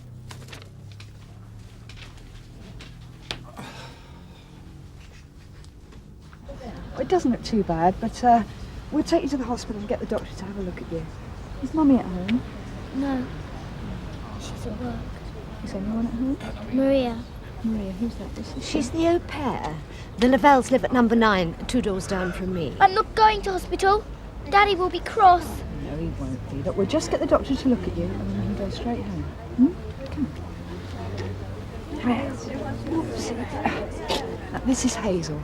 She's not very keen. Oh, you'll be all right with us, won't you? Daddy will be cross. Oh, I'm sure he won't. You come along with us, dear. All right?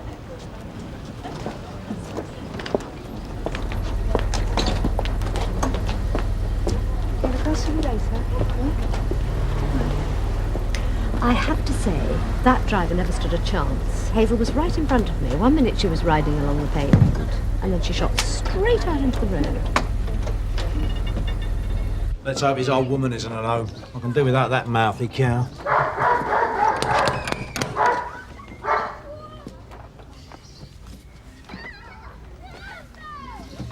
Come on, Mickey, open up. We know you're in there. It's Sunhill CID. Hello, Mickey. What do you think your game is, Penside? You need a warrant to come in here. No, I don't. You just invited me in, didn't he, Michael? He did, Gov. What's this all about? I've done nothing and you know it. Of course you haven't. So, when was the last time you were in Abbott's restaurant? Oh, do me a favour. I'm not on your sort of wages. How am I supposed to afford something like that? Well, let's just make sure, shall we? I'll ask you again. Have you ever been in Abbott's restaurant? I just told you I haven't, didn't I? Well, in that case, I've got some bad news for you, Mickey, because I've got a set of prints says you have. Michael? Yeah. Michael Smart, I'm arresting you for burglary at Abbott's restaurant in Duke Street between the 3rd and the 5th of this month. You're not obliged to say anything unless you wish to do so. If you do, it will be taken down and maybe... all right, you can cut that. I didn't do it. Yeah, well, you know the score. Let's have a look around the rest of the place. What? No way. He's going nowhere without me. I've had some of that before. You've got a nasty, suspicious little mind, Mickey. Yeah, well, you'd have to have with you lot around. Thinking of opening a coffee shop, are we, Mickey?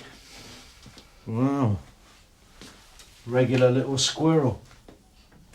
Now, that lot didn't come from the restaurant, did it? You've been at it.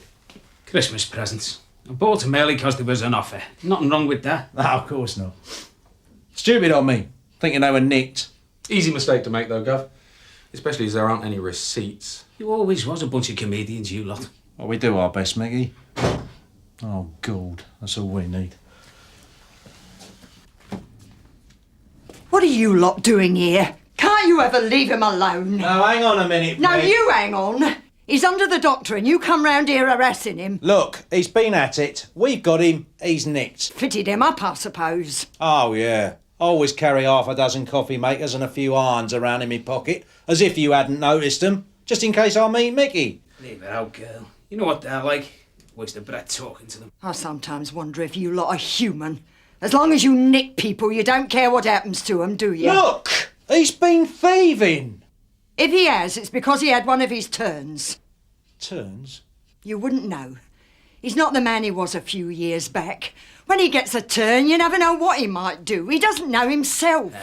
I'm up all night with him sometimes, chasing after him, making sure he takes his pills. Worried out my mind if I even so much as go to the shops on my own in case he goes funny and does something stupid. Oh, shut up, Peggy! Look, he's nicked, and that's it. And with his form, they'll probably throw the key away. Oi!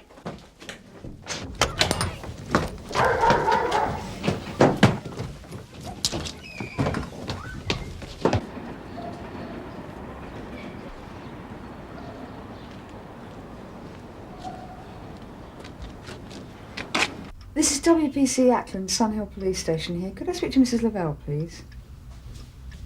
It is urgent. Mrs. Lavelle will be very angry. She say only to telephone if the house is burning down.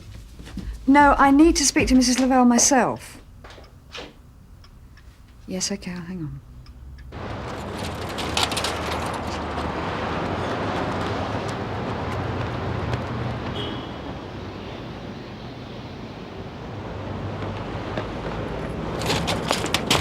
Police!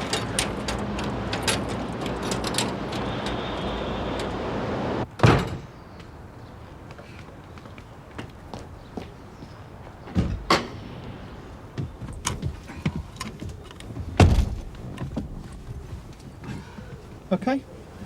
Yeah, as far as it goes. Problems? Oh, I just don't understand a mother who gets irritated when a child gets hurt. Well, she's not the maternal type. Look, can we just stop talking about it and get to the hospital? All right. Sorry I spoke.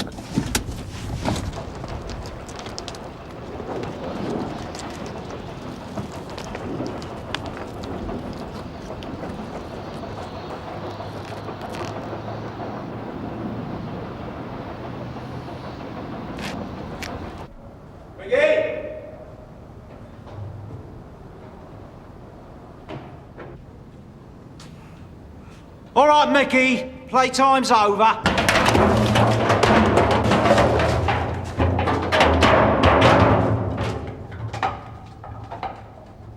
What's the matter with you? Pulled muscle. Wish I brought Martella.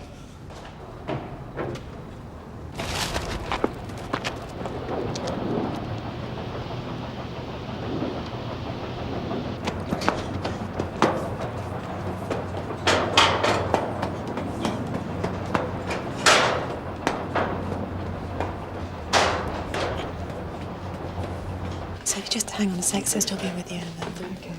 Excuse me. I've been waiting an hour. If you just take a seat, the doctor will see you as soon as he can. I could be dead by then. I tell you, I'm ill. Well, just sit down and you will be attended to as soon as possible. How do you get in a state like that at this time of day? Years of practice. It's a bit early even for her. We usually see her at night when she's after a meal in a bed. Hello, you looking for me? Yes, it's about Hazel Lavelle. How is she? So far as the accident's concerned, only a few scrapes and bruises. She was lucky. You managed to inform her parents? Yeah, her mum's on her way. Good. But before she comes, there's something else you ought to know. Yeah? Dr. Paxton would like to have a word with you. It's this way. All right, Mickey, that's it. Come on, the game's over. Stop mucking around. You're not going to jump.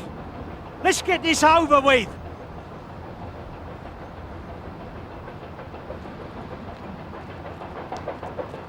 I told you! Not now, Mrs. Smart. I told you he can't cope anymore!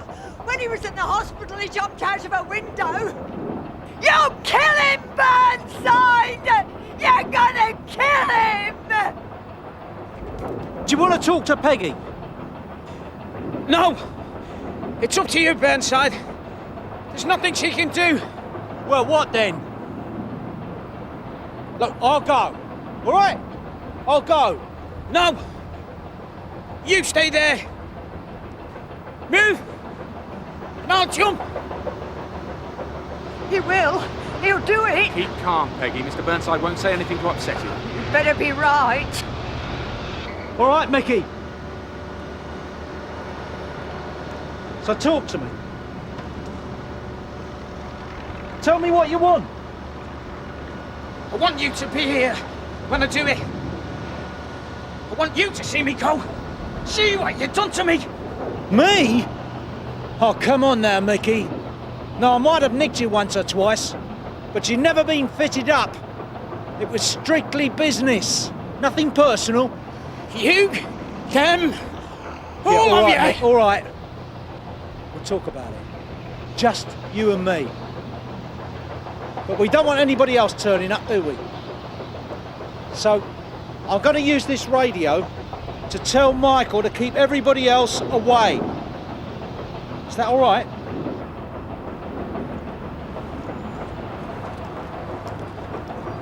Michael. You want backup? I want Bob Cryer. Nobody else. Tell him to come in from the east side. Silent approach. I don't want to see one helmet or hear one tire screech. You understand? Understood. But he'll have to tell the duty officer. All right, Munro then. And experienced officers only. No cowboys this trip. You got that? Right away. Right then, mate. It's just you and me. So, take your time. Tell me all about it. All right, last. I've been searching for you everywhere. What's the matter, Alec? June Ackland on the phone, wants to speak to CID. Any idea what it's about? No, she's at hospital, says it's urgent. Right, I'll be with you in a minute. It's urgent, Alistair. Okay, I'm on my way. Tell Mr. Burnside we'll be there in a few minutes. Quiet as church mice. Yeah, tough. Oh, what's this then? Another Burnside epic? Where's the area, Carl? Breakfast, Sarge. Mr. Munro? Last heard of in his office. What's going on? No time. Loxton! I don't believe it. Yes, Sarge? You're wanted. And you, Stringer. I do believe it. Well, Sarge, I've only just sat down Both for of you, now! Mr. Munro's office. This is what gives you ulcers. Yeah, stick these on the hot plate, love. So. I know what it's like, Mickey. What? Depression. It grinds you down, pal. Makes you think life's not worth living. How would you know? Of course I know. Do you think my job's a doddle? Get it right and you're a fascist pig.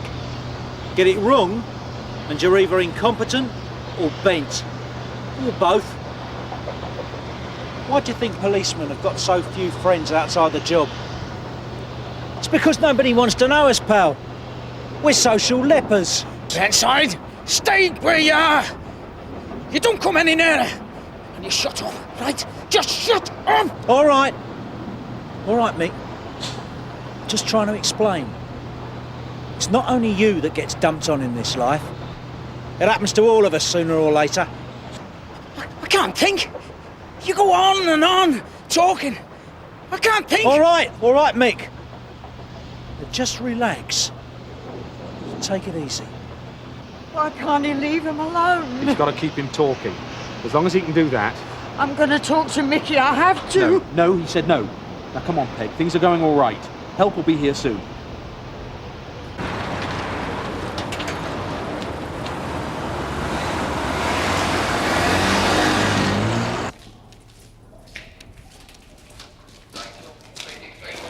Line 2 receiving.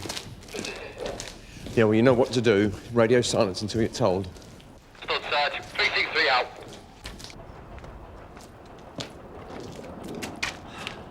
Right, we'll take a look. You stop here, stay out of sight. Monroe to Dashwood. Dashwood receiving. Right, we've got the area sealed off. What's the situation? Mr. Burnside's got him talking, sir, but it could go either way. How's Mrs. Smart handling it? She's not too bad at the moment, but, well, pretty edgy, as you'd imagine. Can't we get her out of there? I think she'd create a fuss, sir. It could be worse than leaving her where she is. We spoke to Smart's doctor. He's put us on to the psychiatrist who's been treating him. He's on his way, but it could be half an hour before he arrives. Sir, look, we've got a disturbed man on our hands up there. Does the DI know about it? Can Mr. Burnside use his radio? He did once. But if Smart sees you or knows you're here, well, I don't know how he'll react. My decision, Mike. We need to know how it is. Mickey, why don't you come over this side? Come on, you'd be more comfortable. Your legs must be getting tired. Help you think. Maybe I've done too much thinking. Can happen. Monroe calling Burnside. Throw it away. Over the side. You and me, you said. Just you and me. Throw it away. All right, all right. I mean it.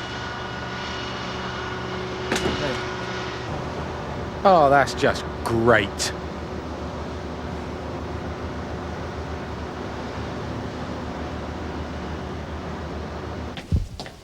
Oh, June, what's the problem? Oh, sister, this is Detective Sergeant Gregg. Oh, good. If you'd just like to come with me.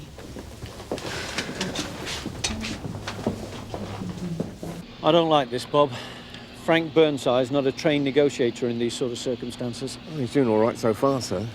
The problem is Smart's got him in his sight. He can't make a move. But we can. Smart doesn't know we're here.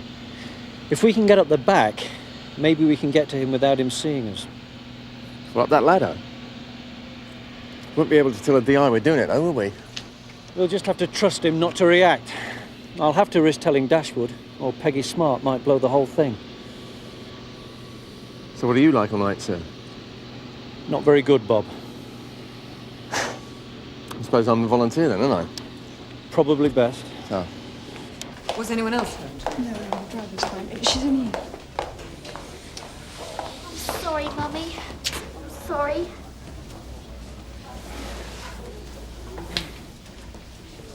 Don't tell Daddy, will you? Don't be silly, darling. Surely you're not that badly hurt. My bike's all squashed. Daddy's going to be cross, isn't he? Of course not. Well, she seems to be fine. Thank you. Can we go now? Not quite, if you don't mind, Mrs. Lavelle. Are you the doctor? No, I'm Detective Sergeant Gregg, Sunhill CID. CID? Well, this is just becoming ludicrous. Surely this isn't a matter for CID. No, but I rather think this might be, don't you?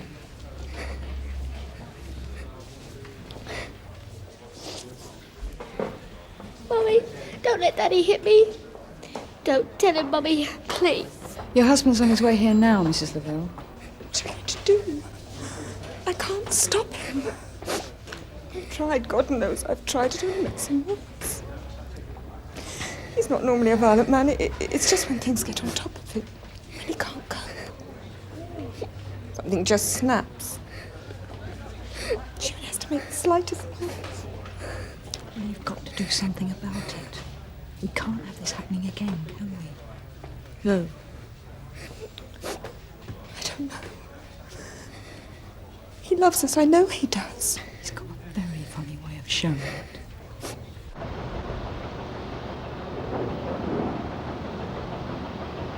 Dashwood from Monroe, receiving. Receiving, over. I've decided Bob should take a walk. Negative reaction. Understood? Understood, out. What's going on? Nothing. Keep your eyes on Mickey.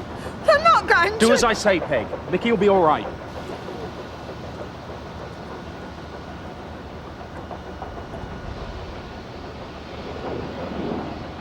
I was wrong, Mickey.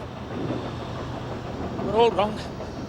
Something wrong with all of us. Look, you're not going to go back inside, I promise you. It'll be a nice, comfy hospital bed till you're better, and then home to Peggy. Sorry about Peg.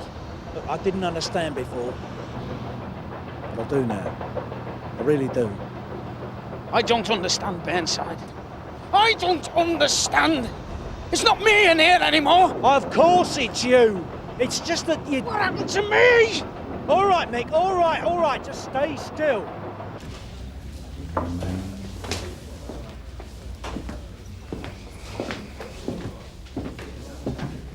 I'm Mr. Lavelle. Excuse me, sir. I'm Detective Sergeant Gregg, Sunhill CID. Perhaps you'd be kind enough to tell me what this is about. I had to leave a meeting to come here, and I have to be back in my office within the hour. Yes, well, perhaps you'd like to call them, sir, because you won't be there for quite a while. If Burnside does anything stupid now, he'll jump. I know he will. We'll look after him, Peg, I promise you. I should have looked after him better. If I hadn't left him alone, this would never have happened. Stay calm, Peg. Calm? How can I be calm? It's a funny thing about our brains, Mickey.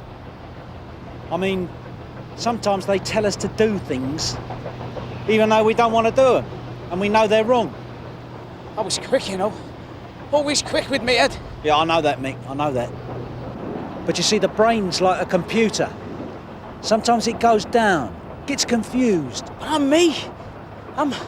Yeah, I know, Mick. They'll understand. It'll be all right. They'll fix it. I promise you. Look, Mickey, why don't you come back over this side? Make yourself comfy. I'll stay here. Did I do it? What? The break-in. Yeah. But I don't remember, Burnside. I don't remember doing it. Oh, of course you don't.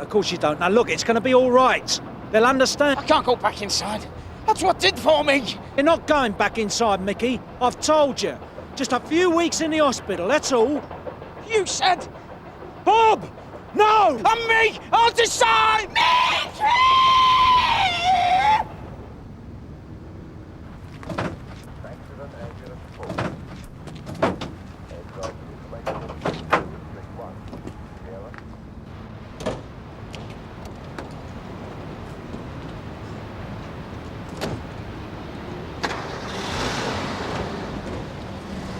We did the best we could, Gov. He should still be alive, Michael. To me, he was just another villain. I'd forgotten he was a person. Just another villain.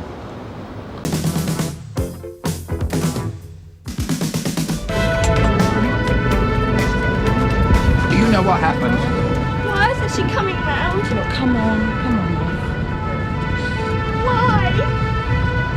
Don't understand. Why did she do it?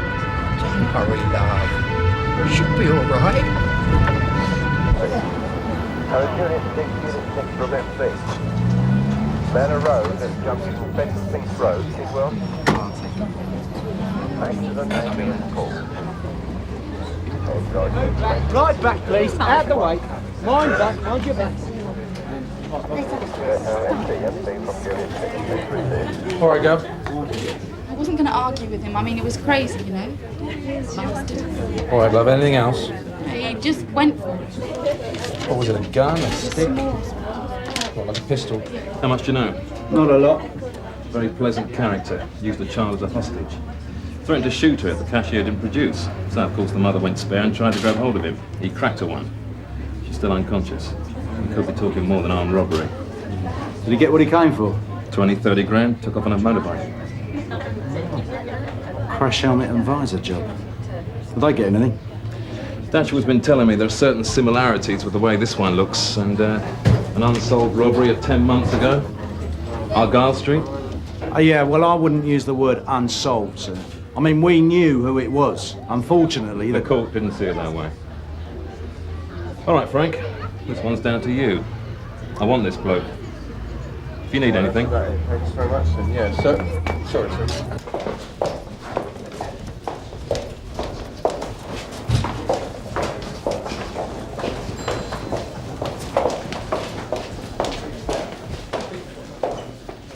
Hello, I'm Sister. Is this the daughter? Yes, it's Katie. Listen, Katie, we're going to take care of your mum now, and I want you to go with Nurse Peacock here, all right? And she'll look after you, okay? So what else did you tell him? I said there were similarities. That's it. Come on, Gov, you saw it straight away. The hostage, the bike, all of it. It's got Kilby's name written all over it. Of course it's Kilby. That's not the point. It's just that the court didn't see it that way.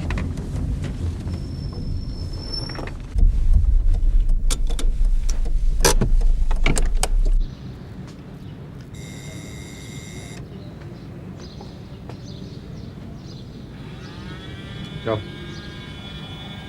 Mr. Burnside, to what do we owe this unexpected pleasure? I wouldn't have thought it was that unexpected, Terry. You sound a bit out of breath. What do you want?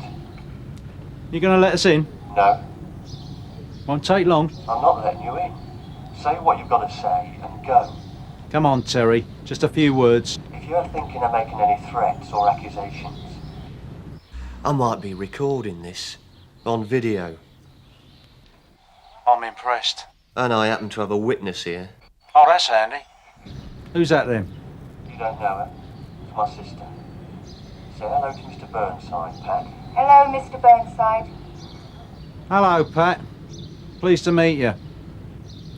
You been here long, have you? In the house? Sierra Oscar to D.I. Burnside, receiving. Receiving. I've been here for the last couple of hours, doing the cleaning. And, he's been here all the time, has he? Yes, he has. Well, that's very interesting, Pat.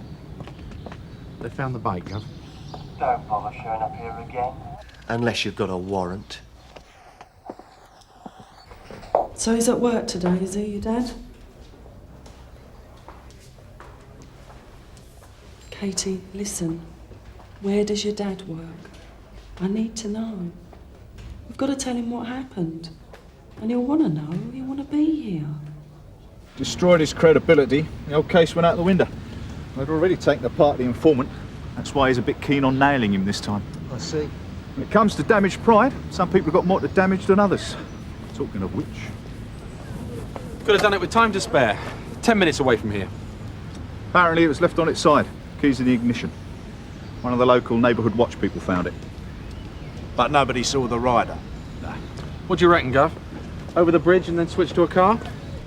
Yeah. Or another bike. No, it'd be a car. No helmet? No, sir. So, what do you reckon the chances are of someone living over there having seen our man? No idea. Well, we've got to check it out, Michael. How do you fancy knocking on a few doors? Oh, no. It's Geiting Electronics, Wimpole Road.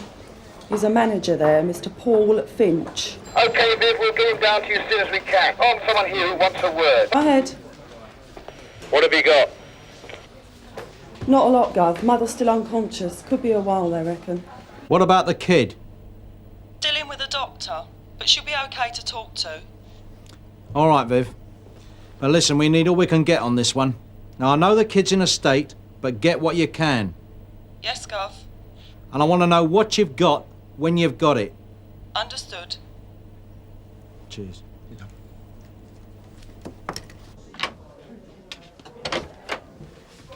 Anything? Just the family connection. It appears she's the white sheep, so to speak. So why's she giving him an alibi now? I mean, why's she risking it? Sisterly love. She can't be that soft.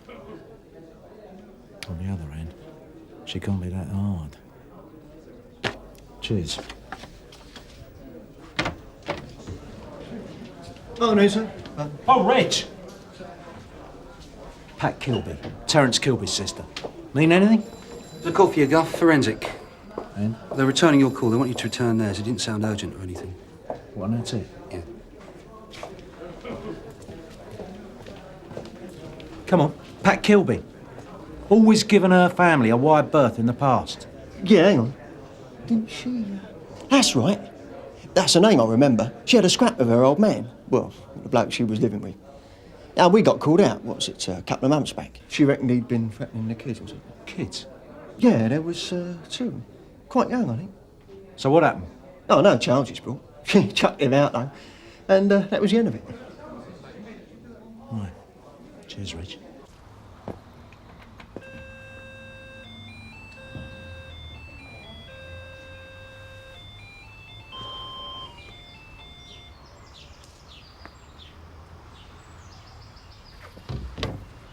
Yeah? Good afternoon, sir. Detective Constable Dashwood, Sunhill. Please? Yeah, we're making inquiries in connection with a serious crime that was committed here earlier. Let me see that. Your identification, that's what that is, isn't it? Let me see it.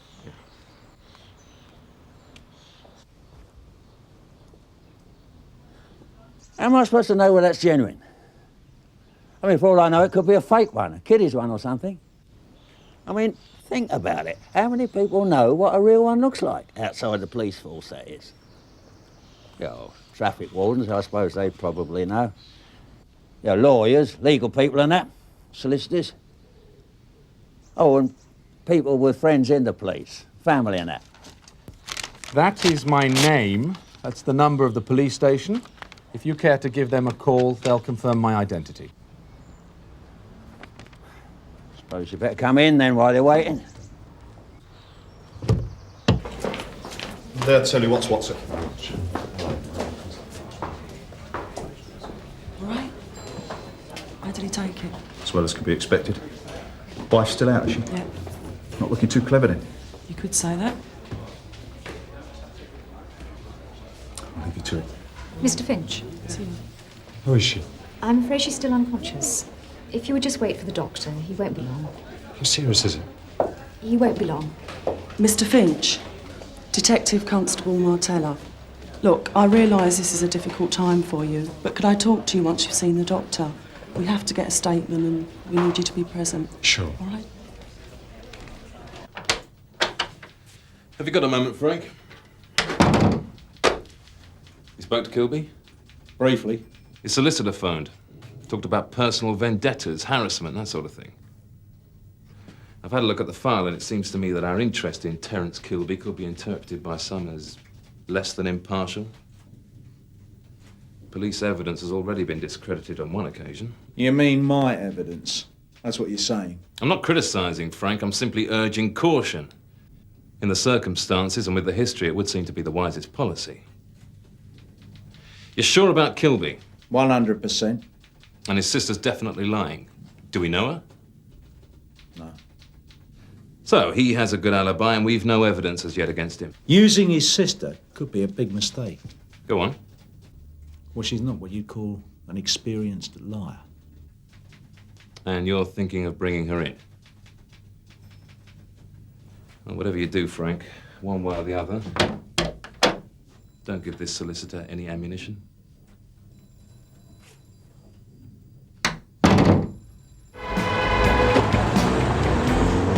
You want to get one of those pull-along jobs?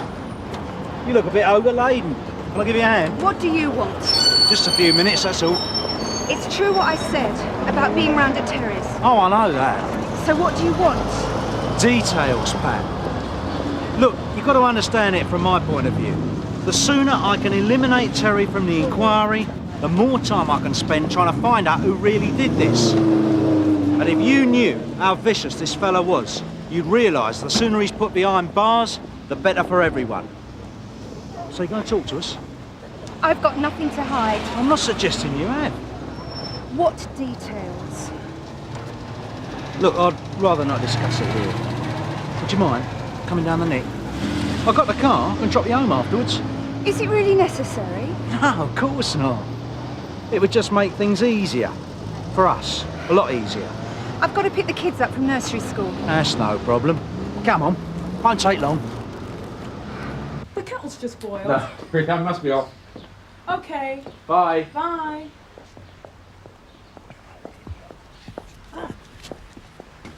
No luck then? No, not a lot. Still, you've got to do the legwork, haven't you? Yes. Yeah, I've been thinking, why don't you try Eric? Eric Hartley. He was fishing down there today on the canal. Might have seen something. Yes. See ya. Come in, Pat. Can we get you anything? Tea or a coffee? Oh, don't worry about her. Just regulations. Have a seat. This isn't going to take long, is it? Of course not. So, what'd you fancy? Tea or coffee? I was standing there with Mum. And he grabbed me round the neck. And he shouted at the woman behind the counter for the money. And then Mum grabbed him. And he hit her on the face. But she wouldn't let go. He hit her again. She just sort of fell on the floor.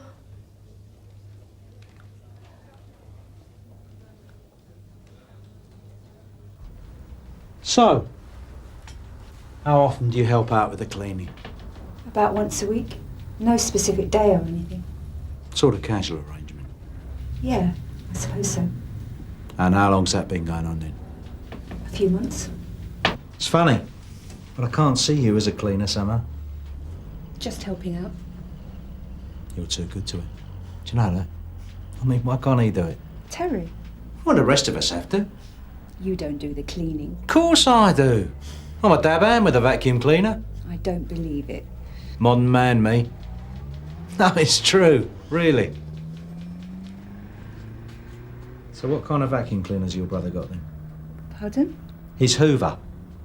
What is it? Stand up, pull along. What is it? What make? I can't remember. What do you mean? I don't really pay attention to that sort of thing. You're having me on. Cleaning there once a week? You must remember. What's this got to do with... You know. Now, I'm trying to establish that you were, as you claim, doing the cleaning at your brother's house at the time of the robbery. And you must remember the make of the vacuum cleaner. I mean, I can't think of any reason why you shouldn't want to tell me. It's not exactly an invasion of privacy, is it? Pat, I'm not answering any more questions. what's your problem? I want to leave. I want to leave now. You're hiding something from me, Pat. Now, I don't know why, but you're not being truthful. I'm leaving. The sergeant said out there, you said that No. That was before you started lying to me, wasn't it? Now I'm arresting you on suspicion of conspiracy to pervert the course of justice. What? He kept swearing at her, shouting at the woman. The cashier. Go on, love. That was it. She gave him the money, the bag thing. That was it. He just threw me down. What about the man? Can you remember anything about him? No news, I'm afraid. Could the doctor have a word? Yep. As regards the matter of picking your children up from school, we can either arrange for one of your family or friends to pick them up and look after them while you're detained here, or we can send a WPC, in which case they'd be brought back to the station. I think it would be preferable if we could avoid the second of those alternatives. Bastards. Is there anyone who could pick them up for you? My mother. Okay. These are your rights. If you could sign here to indicate you've received them.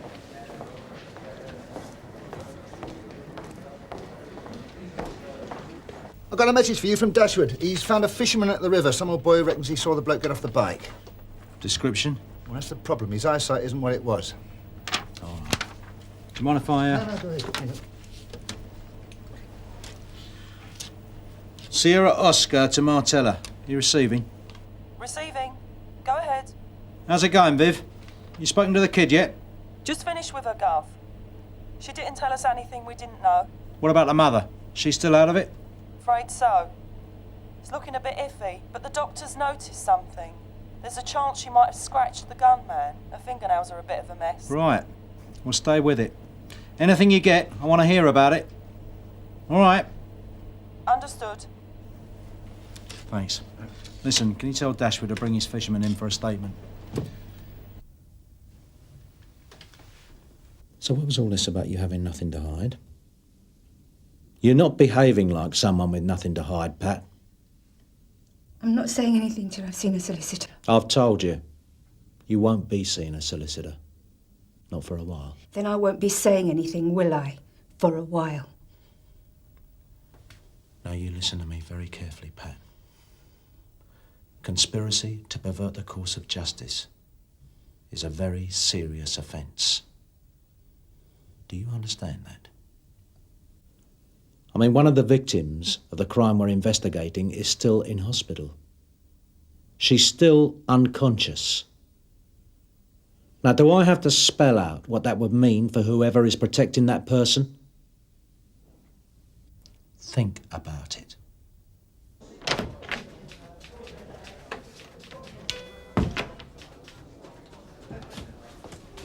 Ah, Frank. How's it going with Miss Kilby?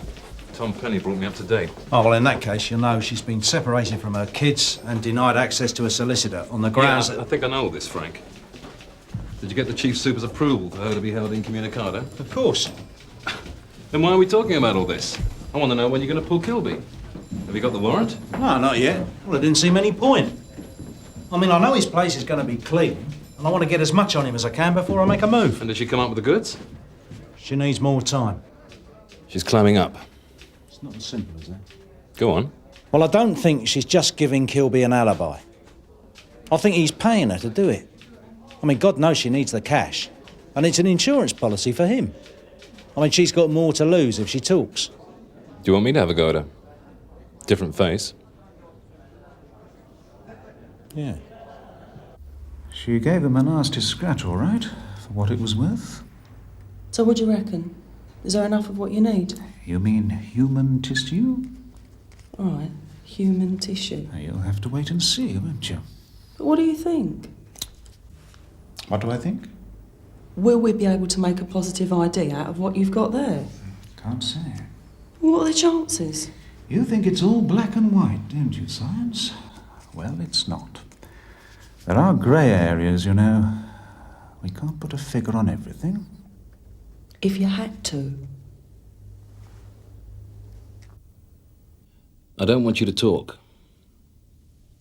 I don't want you to say anything unless it's the truth, all right? We think this man may possibly be responsible for a number of violent armed robberies. And this latest one where you probably know. He put a woman in hospital, and that she's still unconscious. She was trying to protect her little girl, who he was threatening to kill. 12-year-old, wasn't it? 12-year-old girl. Have you got any children?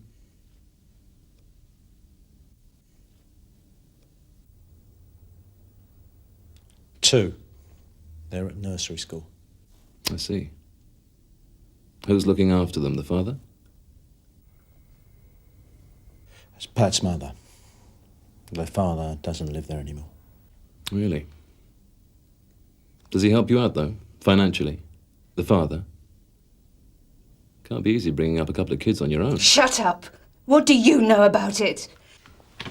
I'm just trying to get an idea of the background, Pat, that's all. Can I have a word, sir?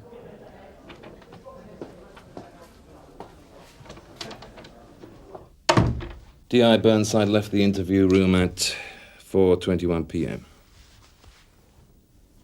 We'll just wait a minute till the inspector comes back. Do you want anything?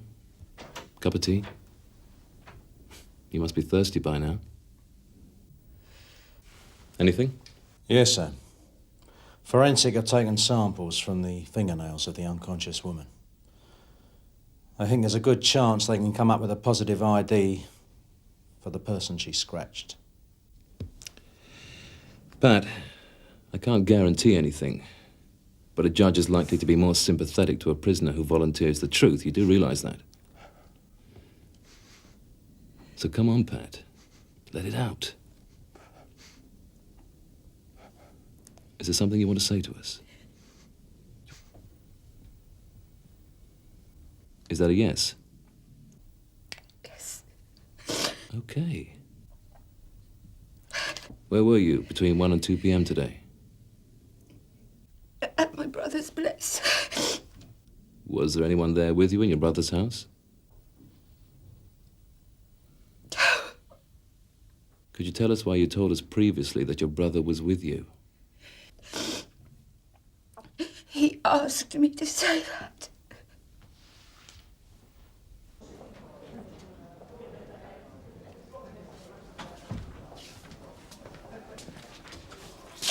Very neatly done.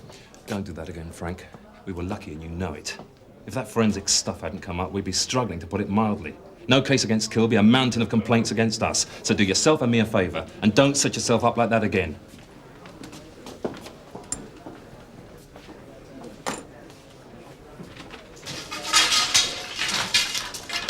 Our witness, Gov.